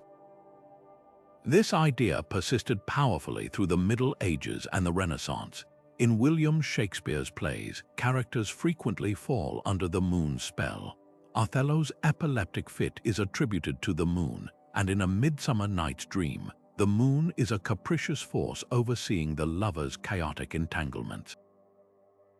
This association seeped into architecture. The windows of some insane asylums were even fitted with special shutters to block out the supposedly dangerous rays of the moon. While modern science has debunked a direct causal link, the cultural echo remains. Police and hospital staff still sometimes speak of being busier on nights with a full moon, a testament to the enduring power of this lunar myth in our collective psyche. This incredible range of meanings, the moon as life-giver, timekeeper, victim, and instigator of madness, reveals its unique role in the human story. It is a single celestial body that manages to embody a host of contradictions. It is constant yet changing, familiar yet mysterious, comforting yet slightly unsettling. It is a symbol of both serene femininity and potent, uncontrollable chaos. No other object in the sky holds such a multifaceted mirror to humanity, reflecting our deepest understandings of time, life, and the hidden workings of our own mind. The moon's mythology is a powerful lesson in how we, as a species, project our greatest hopes, our darkest fears, and our most complex questions onto the canvas of the cosmos, finding in its pale, silent light a story for every aspect of the human condition. Yet for all its life-giving power, the sun's journey was never seen as guaranteed. Its daily return was a victory that often had to be earned through immense sacrifice, a theme that reveals the profound anxiety our ancestors felt about the possibility that the light might not come back. This fear found its most extreme expression in the beliefs of the Aztec civilization. For them, the sun was Tanatea, a deity who required constant nourishment in the form of Tlaxcaltecutli, the precious water of life, which was human blood. They believed that the sun god had sacrificed himself to set the cosmos in motion at the dawn of the fifth sun, the current era, and that this act had to be reciprocated by humanity to keep the cosmic engine running. Without the energy provided by ritual human sacrifice, the sun would simply stop in the sky, the world would be plunged into eternal darkness, and all existence would end. This was not a metaphor, it was a terrifying cosmological necessity. The famed Aztec practice of heart extraction, often performed on the summits of pyramids like the Templo Maya, was a direct and gruesome effort to feed Tanatea and ensure he had the strength to complete his journey across the sky each day. The blood of warriors was considered the most potent fuel, making warfare a sacred endeavor to capture, not kill, enemies for this ultimate purpose. This belief system shows how the sun's vital role could be interpreted in the most literal and high-stakes terms imaginable, transforming astronomy into a matter of collective survival that demanded the ultimate price. This theme of sacrifice and struggle is woven through solar myths across the globe, though often in less visceral forms. In the stark and fatalistic world of Norse mythology, the sun, personified as the goddess Sol, is not a triumphant king but a terrified fugitive. She drives her chariot across the sky, pulled by the horses Arvak and Alsvid, but she is forever pursued by the monstrous wolf Skirl. Her journey is not a majestic procession but a desperate flight for survival. The Norse understood that the sun's light was not a given. It was something that had to be fought for every single day, a concept that mirrored their own struggle for existence in a harsh and unforgiving environment. An eclipse was the moment when Skirl nearly caught her taking a bite out of the sun and threatening to plunge the world into the eternal winter of Ragnarök. This myth captures a different kind of anxiety, not a need to feed the sun, but a recognition of its inherent vulnerability in a cosmos filled with chaotic and destructive forces. Given its absolute centrality to life, it is no surprise that the sun god was so often the king of the pantheon, a celestial emperor whose nature reflected the ideals of power, order, and justice. In ancient Egypt, Ra was not just a sun god. He was the supreme ruler, the father of the pharaohs, and the ultimate source of Mat, the fundamental principle of truth, balance, and cosmic order. The pharaoh was considered the son of Ra, his earthly representative whose duty was to maintain the divine order his father had established. The sun's unwavering, predictable path across the sky was the perfect model for a just and stable kingdom. Similarly, in ancient Greece, Zeus, the king of the gods, was originally a sky deity whose weapon was the thunderbolt, a symbol of raw celestial power. Though Helios was the specific titan who drove the sun chariot, the association of the sky's brightest body with ultimate authority was clear. This solar connection to kingship and empire persisted for millennia.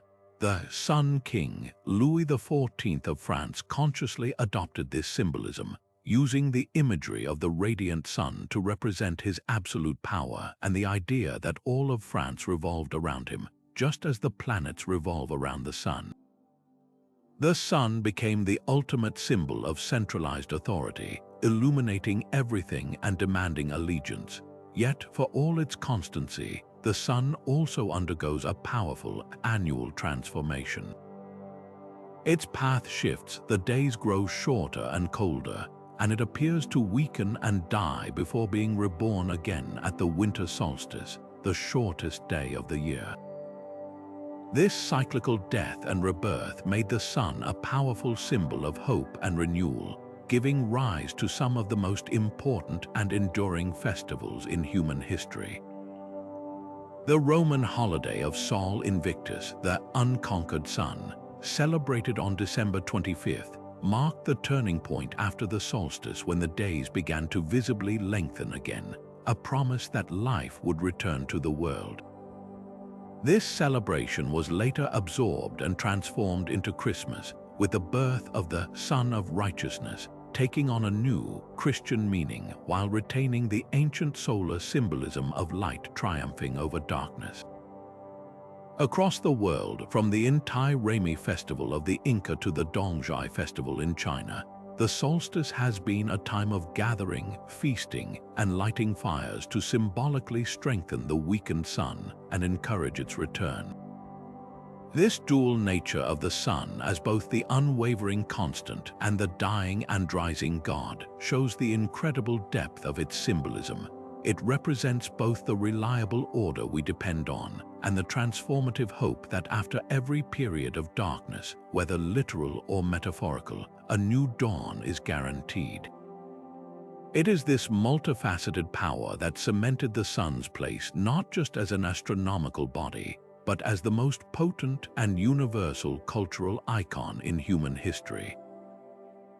But while the grand journeys of the sun and moon dominated the celestial stage, the ancient skywatchers also found profound meaning in the more delicate arrangements of stars, the tight clusters and ethereal clouds that seemed to hold secrets of their own. These formations, like the sparkling Pleiades or the misty glow of the Orion Nebula, were not seen as random scatterings of light. They were the birthplaces of gods, the frozen moments of epic tales, and the sacred calendars that dictated the rhythm of life on Earth. Across the globe, cultures looked to these celestial gatherings and saw their own stories reflected back, transforming abstract patterns into unforgettable narratives that guided them through the year and through their lives. Perhaps no star cluster is more universally recognized or richly storied than the Pleiades. To the casual observer, it might appear as a tiny, misty dipper, but to the ancient Greeks, it was a family tragedy written in the heavens. They saw the 7 daughters of the Titan Atlas and the sea nymph Pleione, Maia, Electra, Taygete, Alcyone, Seleno, Sterope, and Merope. The myth tells of the great hunter Orion, who became infatuated with the sisters and pursued them relentlessly across the earth. To save them from his unwelcome advances, Zeus transformed the sisters into doves and placed them among the stars. Yet, in a cruel twist of fate, Orion was placed in the sky nearby, forever chasing them across the night sky, never to catch his prize. This story offers a poetic explanation for the very nature of the cluster. Its tight, cohesive grouping represents the sisters huddled together in fear, while its location, forever ahead of the constellation Orion, perfectly illustrates the eternal chase. But there's a subtle detail often overlooked. Most people can only see 6 stars clearly with the naked eye. Greek myth explains this too, stating that one sister, Merope, hides herself in shame for being the only one to marry a mortal, while her sisters were lovers of gods. This tiny astronomical fact became a crucial plot point in an immortal drama. On the other side of the world, the Aboriginal peoples of Australia looked up at the same cluster and saw a completely different story, one deeply connected to their land and lore. In many traditions, the Pleiades are the 7 sisters, a group of ancestral women who are being pursued by a man represented by the stars in Orion's belt. Their journey across the sky is a dreamtime narrative that maps the physical and spiritual landscape of Australia. The movement of the sisters signals critical seasonal changes. Their first appearance in the pre-dawn sky, known as the Helical rising, often coincides with the beginning of the cooler season, a time for certain ceremonies and a shift in food-gathering activities. The stories associated with their journey are intricate, detailing their stops at specific waterholes, their gathering of bush foods, and their artistic creations, which are mirrored in sacred rock paintings and ceremonial dances on the ground. This isn't just a myth, it's a complex geographical, ecological, and spiritual map, where the stars serve as a moving instruction manual for living in harmony with the continent. Nebulae, those vast clouds of gas and dust where new stars are born, also found their way into mythology, though their faint, blurry appearance required a more imaginative eye. The most spectacular, the Orion Nebula, hangs like a celestial smudge on the hunter's sword. While invisible as a detailed structure to the naked eye, its fuzzy glow was unmistakable. The Maya of Mesoamerica saw it as the cosmic fire of creation, the hearth at the center of the universe. They called it Zibelbar, the entrance to the underworld, a place of both death and regeneration. In ancient Egypt, the nebula was associated with Osiris, the god of the afterlife, resurrection, and regenerative power. Its misty, nebulous form may have been seen as a representation of the primal waters of chaos, none from which all life emerged. These interpretations show a remarkable intuition, as modern astronomy now confirms that nebulae are indeed the cradles of new solar systems, the very birthplaces of stars and planets, a concept that ancient cultures captured through the language of creation mythology. These celestial stories were far more than simple entertainment around a campfire. They were the foundational pillars of practical knowledge and cultural identity. The appearance of the Pleiades at a certain time of evening was a dependable signal for planting crops, as it was for the Maori of New Zealand, who called the cluster Matariki. Its rising marked their new year, a time of remembrance, celebration, and preparing the land for the new season.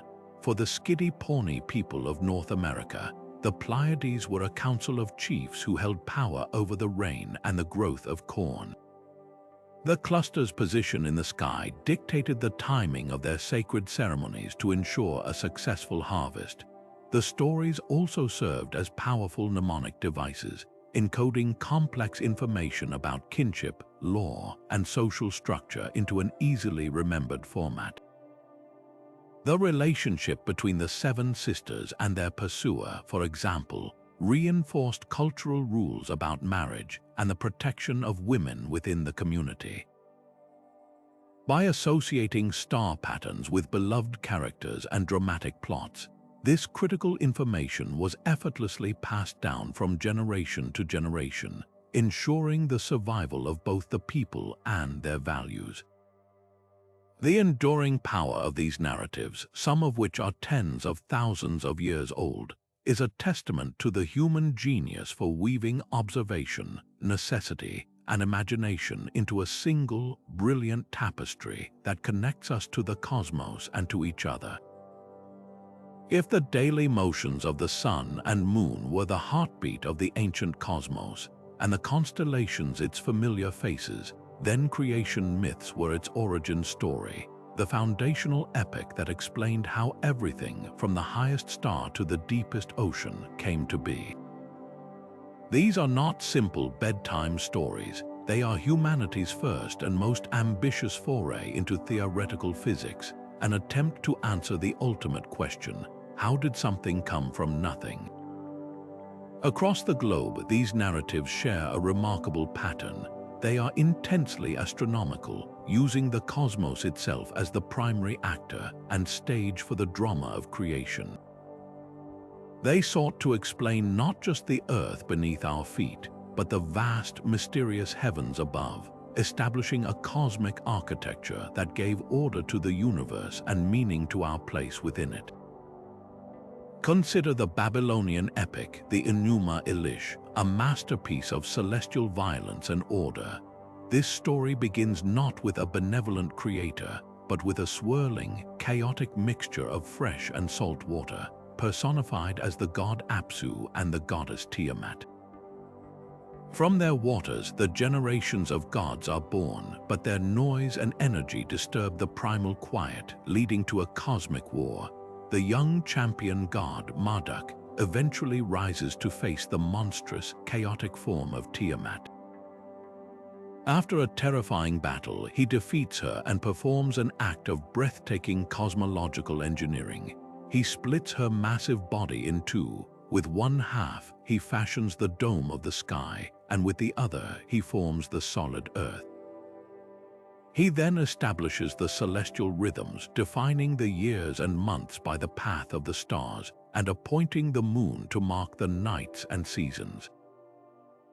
This myth does more than just tell a story. It presents a universe born from conflict, where order is violently carved out of chaos, and the heavenly bodies are established as the permanent, governing agents of that hard-won order. The sky itself is a physical remnant of the defeated primordial monster, a constant reminder of the fragility of cosmic balance. The ancient Greeks envisioned a different kind of Genesis, one based on genealogy and emergence rather than battle. Their creation story begins with chaos, a yawning void. From this void emerged Gaia, the solid and life-giving earth, and Eros, the force of attraction and desire. Gaia then gave birth to Uranus, the starry sky, who became her equal and her mate. Together, they produced the Titans, the Cyclopes, and other primordial beings. In this cosmology, the universe is quite literally a family. The sky and the earth are not inanimate objects but sentient, divine beings locked in a perpetual embrace. The placement of the stars was not an administrative act but a natural part of Uranus's divine form. This personification made the cosmos intimately familiar. The sky was a father figure, the earth a mother, and humanity lived in the space between them. This narrative established a natural hierarchy and a sense of belonging within a living, breathing universe, where every thunderclap could be the voice of a god, and every earthquake a shift in the posture of the earth herself. Perhaps one of the most stunning examples of mythology preserving complex astronomical knowledge comes from the Dogon people of Mali. For centuries, their oral traditions have described the star system Sirius, the brightest star in our sky, in a way that seems to defy logic. They spoke of a tiny, incredibly dense, and invisible companion star orbiting Sirius, which they called Potolo. They knew this star moved in an elliptical orbit and even accurately described its 50-year orbital period. To the utter astonishment of the Western world, modern astronomy eventually confirmed the existence of Sirius B, a white dwarf star that fits the Dogon description perfectly, a star so dense that a teaspoon of its matter would weigh tons. How could a people without telescopes know this? Scholars debate the possibilities, but the prevailing view suggests this knowledge was integrated into their cosmology through deep, ancient observation and sophisticated symbolic storytelling. In the Dogon worldview, this entire celestial system is central to their creation myth, representing the foundation of all matter and the source of all life force. Their mythology wasn't a guess, it was a vessel for preserving profound astronomical insight across generations, encoding scientific observation into a sacred and memorable narrative framework. These creation stories, from the deserts of Babylon to the cliffs of Mali, served a purpose far greater than mere explanation. They were the blueprints for reality. By describing how the universe was formed, they prescribed how it should function. The cosmic order established in the myth, the hierarchy of gods, the paths of the planets, the separation of sky and earth became the model for social order on the ground. It justified the power of kings, who often claimed descent from these creator gods or saw themselves as responsible for maintaining the cosmic balance on earth, just as the gods did in heaven. The myths provided a comforting answer to the terror of chaos, offering a universe that, while sometimes violent and unpredictable, was ultimately structured and purposeful. They transformed the cold, impersonal vastness of space into a known quantity, a divine creation with humanity as its central inhabitant, living in a world carefully crafted between the earth and the sky. This human need to find our place in the grand scheme of things, to feel that we are part of a story that began with the very first light, is what makes the intersection of cosmology and mythology one of the most profound and enduring achievements of the human imagination. It is a common misconception to view mythology as a primitive precursor to true science, a set of charming stories eventually replaced by cold, hard facts. But the relationship between these two ways of knowing the world was far more profound and symbiotic. Mythology did not merely decorate the emerging science of astronomy. It served as its very engine, providing the essential framework, the motivation, and the language that drove systematic observation and discovery for millennia. The ancient astronomers, who were most often priests, shamans, or royal astrologers, did not look up at the sky out of idle curiosity. They were on a sacred mission to decipher the will of the gods, to confirm the truths embedded in their creation myths, and to align human activity with the divine clockwork of the cosmos. Their meticulous tracking of celestial events was a form of devotional practice, a way to participate in the great cosmic story unfolding above them. Every planetary movement, every eclipse, every heliacal rising of a star was a sentence in a divine message, and it was their duty to learn the language and interpret its meaning for the king and the community. This urgent need to understand the narrative of the heavens is what transformed casual stargazing into the disciplined, recorded science of astronomy. This powerful fusion of myth and observation is permanently etched into the landscape of our world through its most enduring monuments. Consider the awe-inspiring structure of Stonehenge on the Salisbury Plain. This was not merely a calendar of stone, it was a temple designed to capture a moment of celestial drama. The entire layout is precisely aligned so that on the summer solstice, the rising sun directly illuminates the central altar, a breathtaking event that would have been interpreted as the sun god consecrating the sacred space and blessing the people gathered within. Similarly, the Great Pyramid of Giza is a masterpiece of astronomical engineering.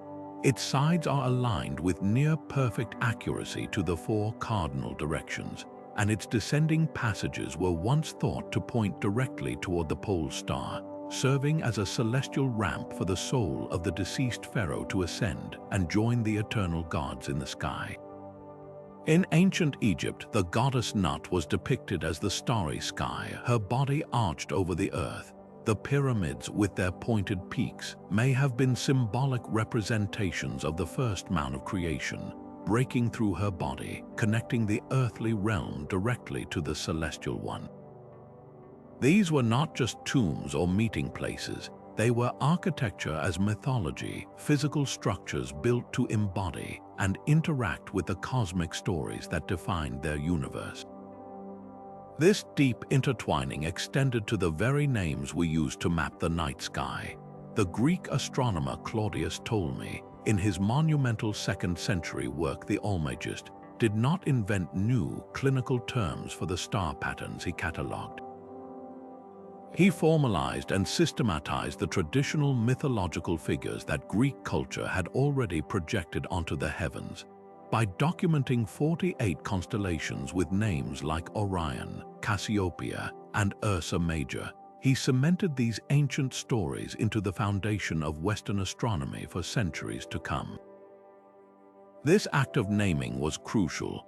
It created a shared, memorable celestial geography. A farmer or a sailor didn't need to understand complex spherical geometry to navigate by the stars. They simply needed to know the story of the great hunter or the nearby bears. The mythology made the science accessible, portable, and transmissible across generations. It ensured that astronomical knowledge was not the sole property of an elite priestly class, but could be understood and utilized by anyone who knew the tales. The stories were the user manual for the cosmos. Perhaps most surprisingly, this mythological foundation was not discarded during the great upheaval of the scientific revolution. It was repurposed.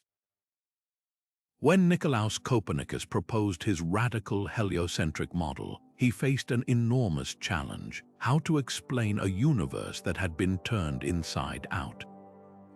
To make his dizzying new concept more palatable and understandable to a world steeped in classical learning, he reached for a mythological metaphor. He described the sun sitting enthroned at the center of the universe, like a lantern or a temple, around which the planets performed their dances. He invoked the Greco-Roman sun god, Apollo, and his muses, framing his mathematical model within a familiar, almost poetic, narrative context. Similarly, Johannes Kepler, a man who truly stood with one foot in the mystical world of astrology and the other in the rigorous world of physics, saw the solar system through a mythological lens. He described it as a manifestation of divine geometry, with the planets moving to a kind of music of the spheres, an ancient Pythagorean concept. He even attempted to explain the spacing of the planetary orbits using the 5 perfect solids of Greek geometry, a theory he found beautiful and harmonious, even if it was ultimately incorrect.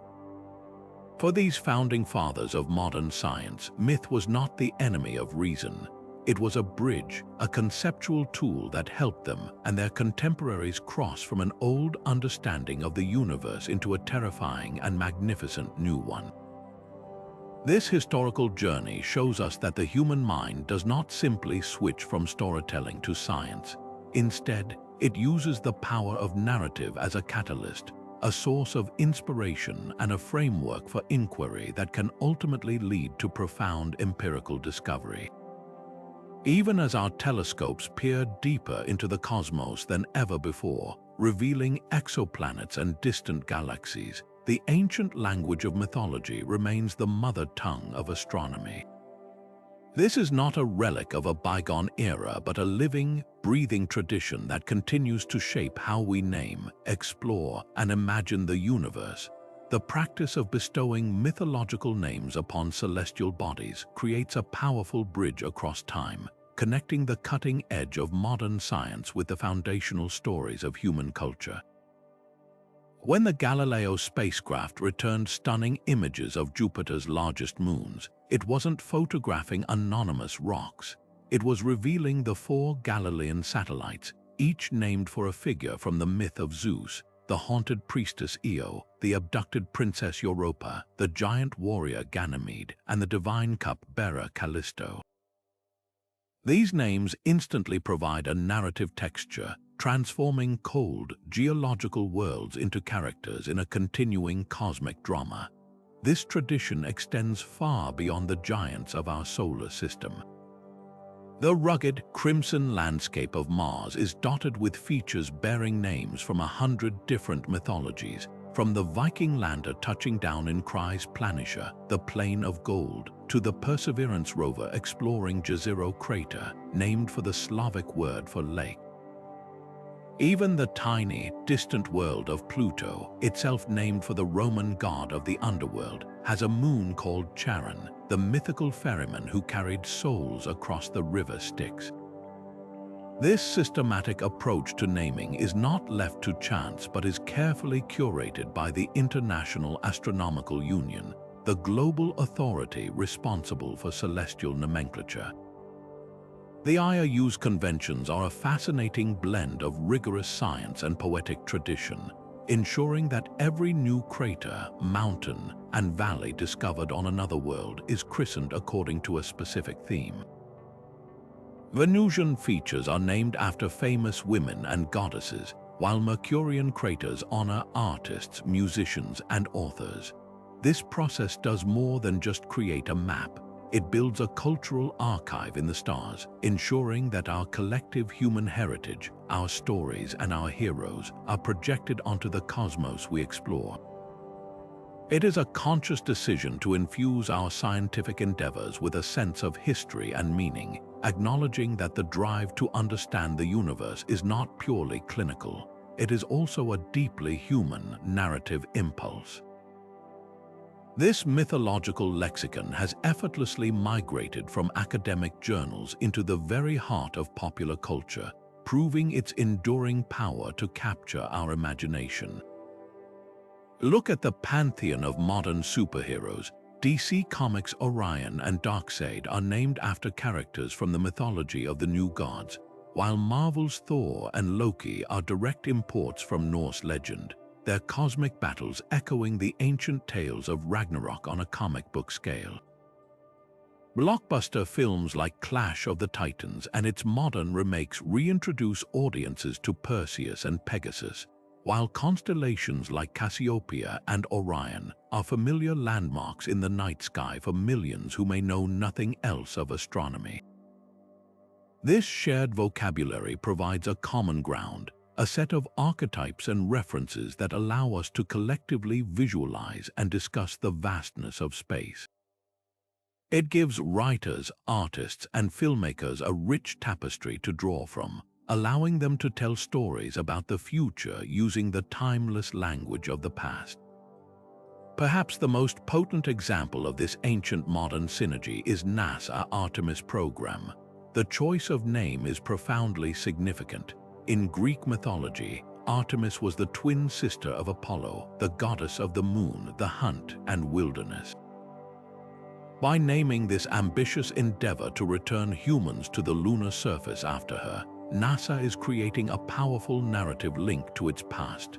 The Apollo program of the 1960s and 70s, named for Artemis's brother, achieved the first manned moon landings. Artemis, therefore, represents the next logical step, not just a return but a progression. It signals an intention to establish a sustained presence, with the explicit goal of landing the first woman and the next man on the moon. The symbolism is elegant and multilayered. It speaks to a new era of inclusion and exploration, all under the banner of an ancient divine figure who embodies the very world we are trying to reach. This is not merely a PR strategy. It is a way of contextualizing a monumental human achievement within a larger, timeless story of exploration and discovery, proving that even our most advanced technological endeavors are still driven by the same mythic aspirations that led our ancestors to first connect the stars. So why do these ancient stories, born around campfires millennia ago, still hold such a powerful grip on our imagination? The answer lies deep within the human psyche itself. We are storytelling creatures, and when faced with the overwhelming, silent vastness of the cosmos, our minds instinctively reach for narrative to build a bridge across the abyss of the unknown.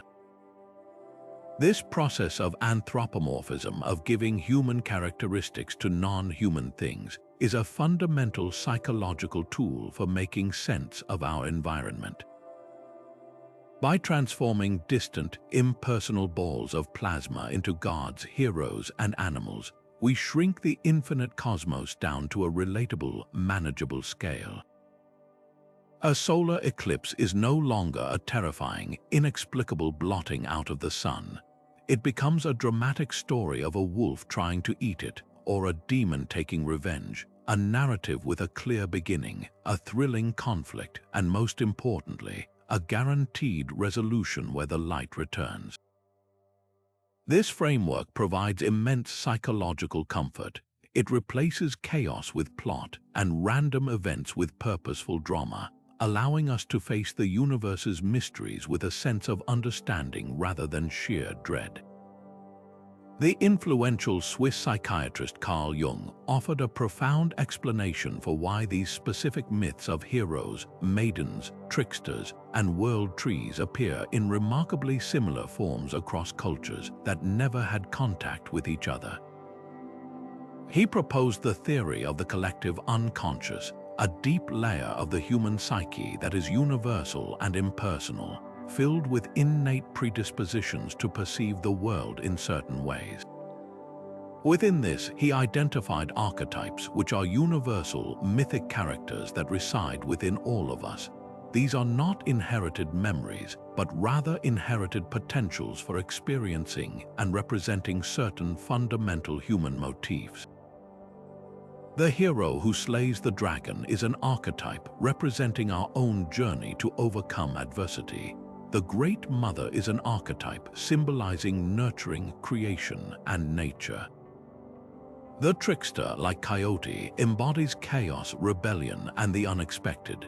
Jung believed that when we look at the starry sky, we are not just projecting random stories onto it, we are projecting these deep, internal archetypes outward.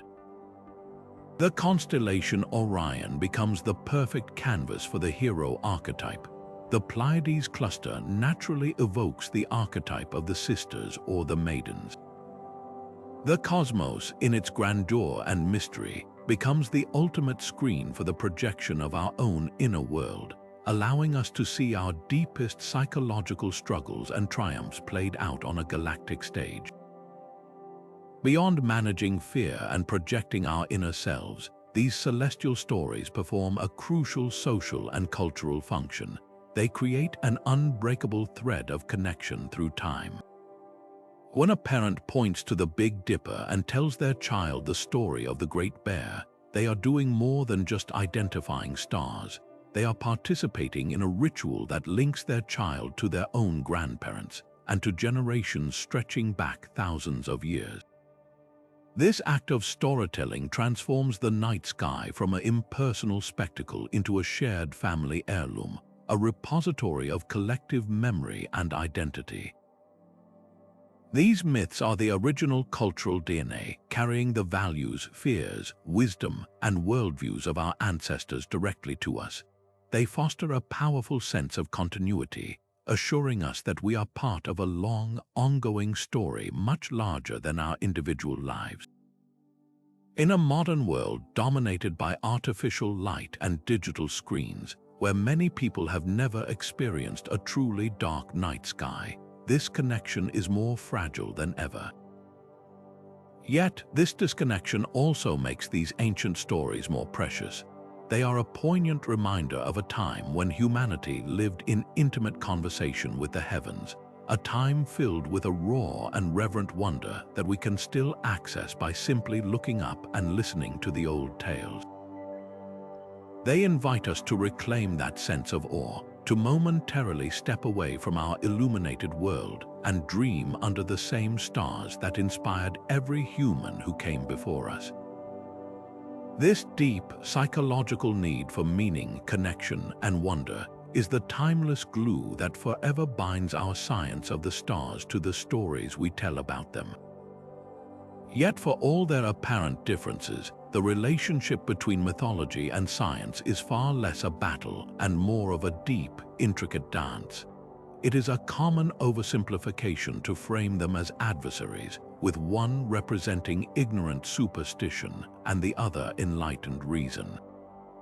In truth, the journey of human understanding is a continuous thread, and mythology provided the essential first stitches.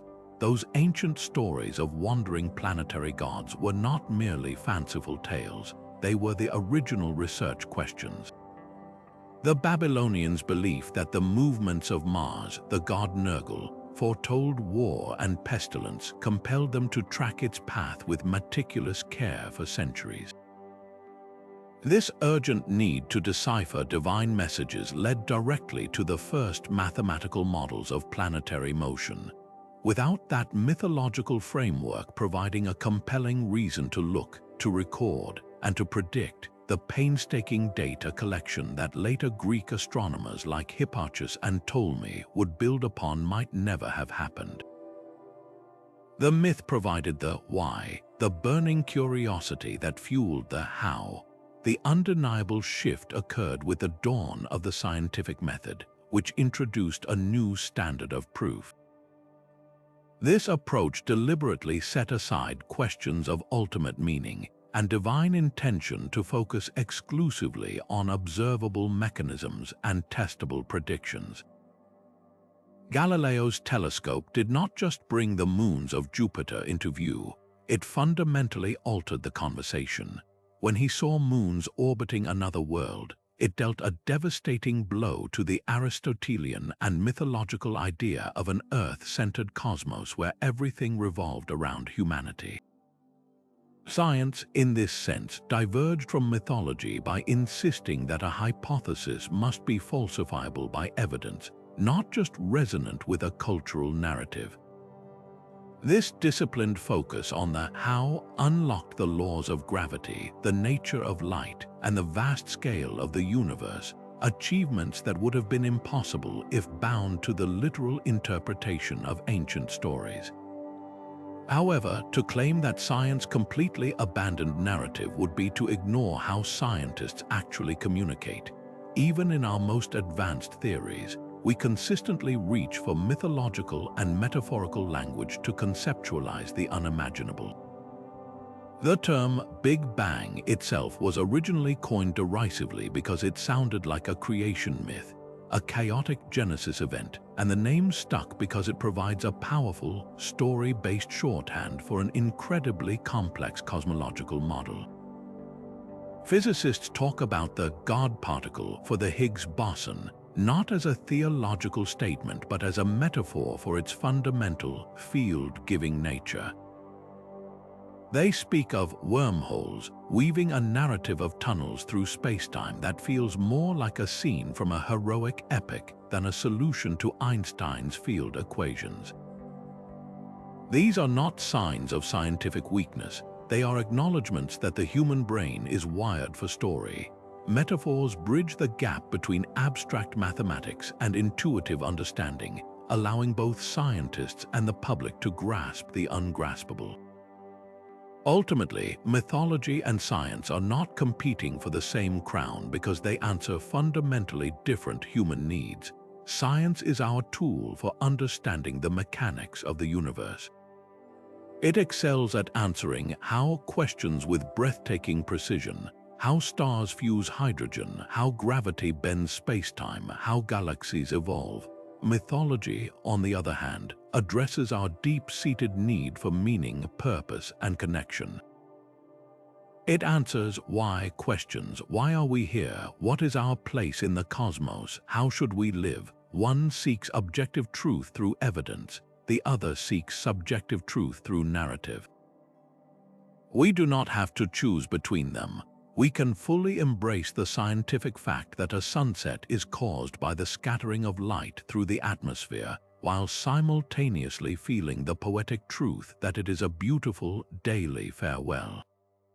We can know the Andromeda Galaxy as a collection of 1 trillion stars on a collision course with our Milky Way, while still seeing it as the chained princess of ancient Greek lore, forever fixed in the celestial sphere. This complementary relationship allows us to live in a universe that is both precisely understood and richly meaningful, where we can appreciate the poetry of the stars without sacrificing the precision of astrophysics. The best part of reconnecting with the celestial stories above is that it requires no special equipment, just your own eyes and a willingness to look up. Begin with something familiar like the Big Dipper, which is not a constellation itself but an asterism within the Great Bear, Ursa Major. As you trace its shape, recall the poignant Greek myth of the nymph Callisto, transformed into a bear by a jealous Hera and later placed in the sky by a compassionate Zeus, her long tail stretched from being swung around by her own son. Now use the 2 stars at the front of the Dipper's bowl, Merak and Dubhe, as pointer stars. Draw an imaginary line through them upward, and you'll eventually reach Polaris, the North Star, the steadfast anchor around which the entire northern sky appears to turn. This single star has guided countless navigators and explorers, and finding it yourself is like tapping into an ancient, unbroken line of wayfinding. With that foundation, you can embark on a seasonal tour of the heavens. On a crisp winter evening, look for the unmistakable hourglass figure of Orion, the hunter, standing guard with his belt of 3 stars and his sword dangling below it. Remember his story, his boastful claim to be able to hunt any animal, his tragic death from the sting of a scorpion sent by the earth goddess Gaia, and his eternal placement in the sky, forever pursued by the constellation Scorpius on the opposite side of the celestial sphere so they never meet. To the east of Orion, you'll find the V-shaped face of Taurus the bull and the tiny, sparkling cluster of the Pleiades sisters, whom Orion forever chases. This entire celestial drama unfolds overhead each winter, an epic tale written in light. As the seasons turn, so does our celestial stage. The spring sky brings Leo the lion, its head forming a distinctive backward question mark known as the sickle, with the bright star Regulus marking its heart.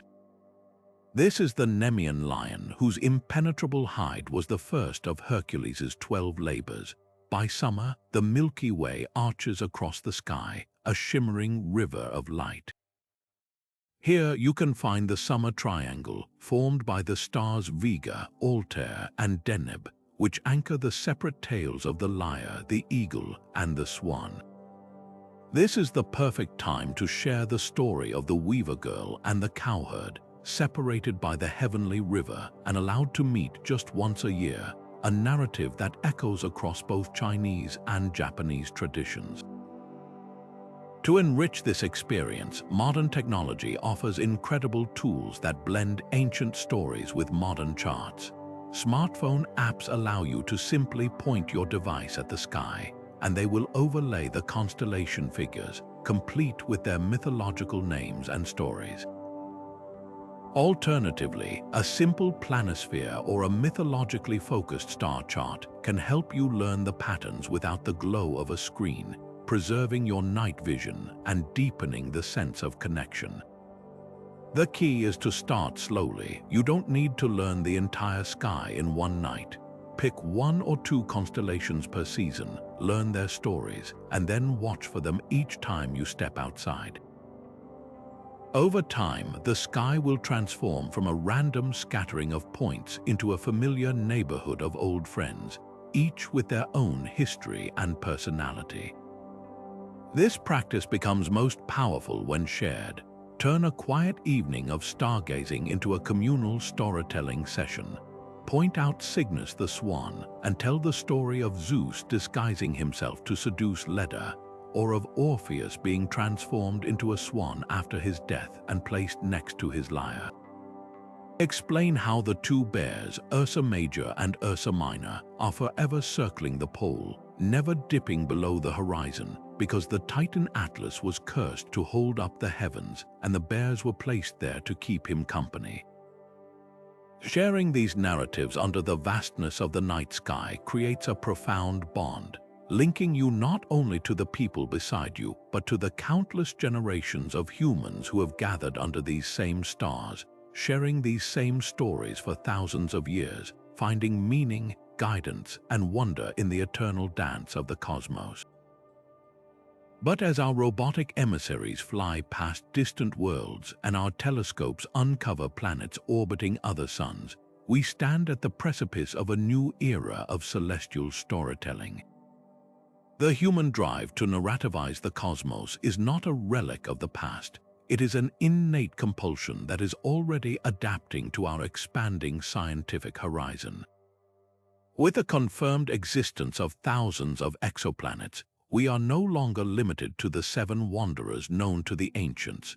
We now have an entire galaxy of new worlds to name and, inevitably, to mythologize. This process has already begun in earnest with the official naming conventions for these distant bodies.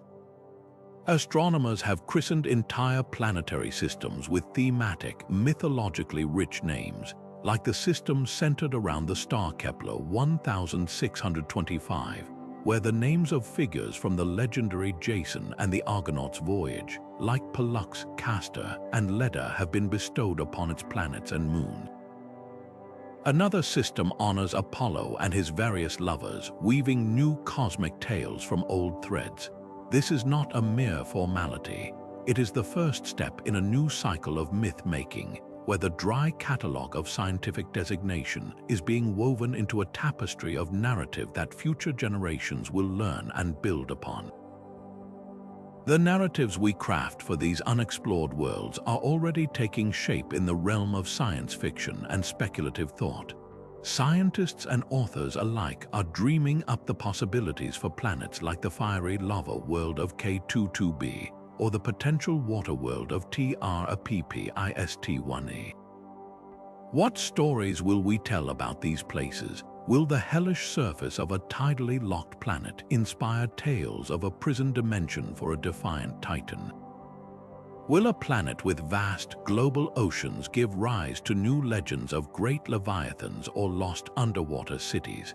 These new myths will not be born from ignorance, but from a foundation of scientific insight. They will incorporate our understanding of atmospheric chemistry, orbital mechanics, and the laws of physics, blending empirical data with symbolic meaning.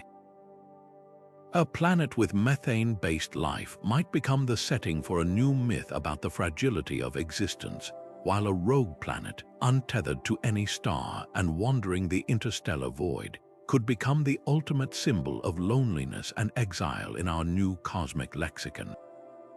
As humanity itself prepares to take its first tentative steps beyond our home world, our mythology will evolve to encompass the very human experience of space travel. The first long-duration mission to Mars will not just be a scientific expedition. It will be a hero's journey fraught with peril, and its success or failure will be etched into our collective consciousness, potentially giving rise to new archetypes. The first child born on another planet might be celebrated as a new kind of demigod, a symbol of a multi-planetary species. And what of the ultimate cosmic mysteries that still defy our full understanding? Black holes, those gravitational monsters that lurk in the hearts of galaxies, are ripe for mythologizing.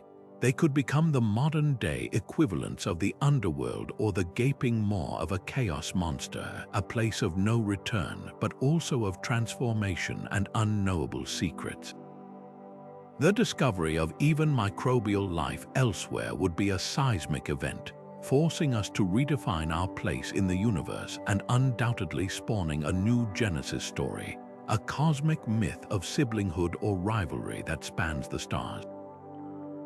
This enduring dialogue between the telescope and the tale is a testament to a fundamental human need to find not just facts but meaning.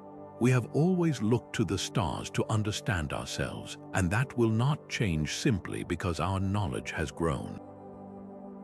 The future of astronomy and mythology is one of partnership, not succession. Our science will continue to reveal the breathtaking mechanics of the universe, while our stories will provide the context, the emotion, and the purpose for that knowledge.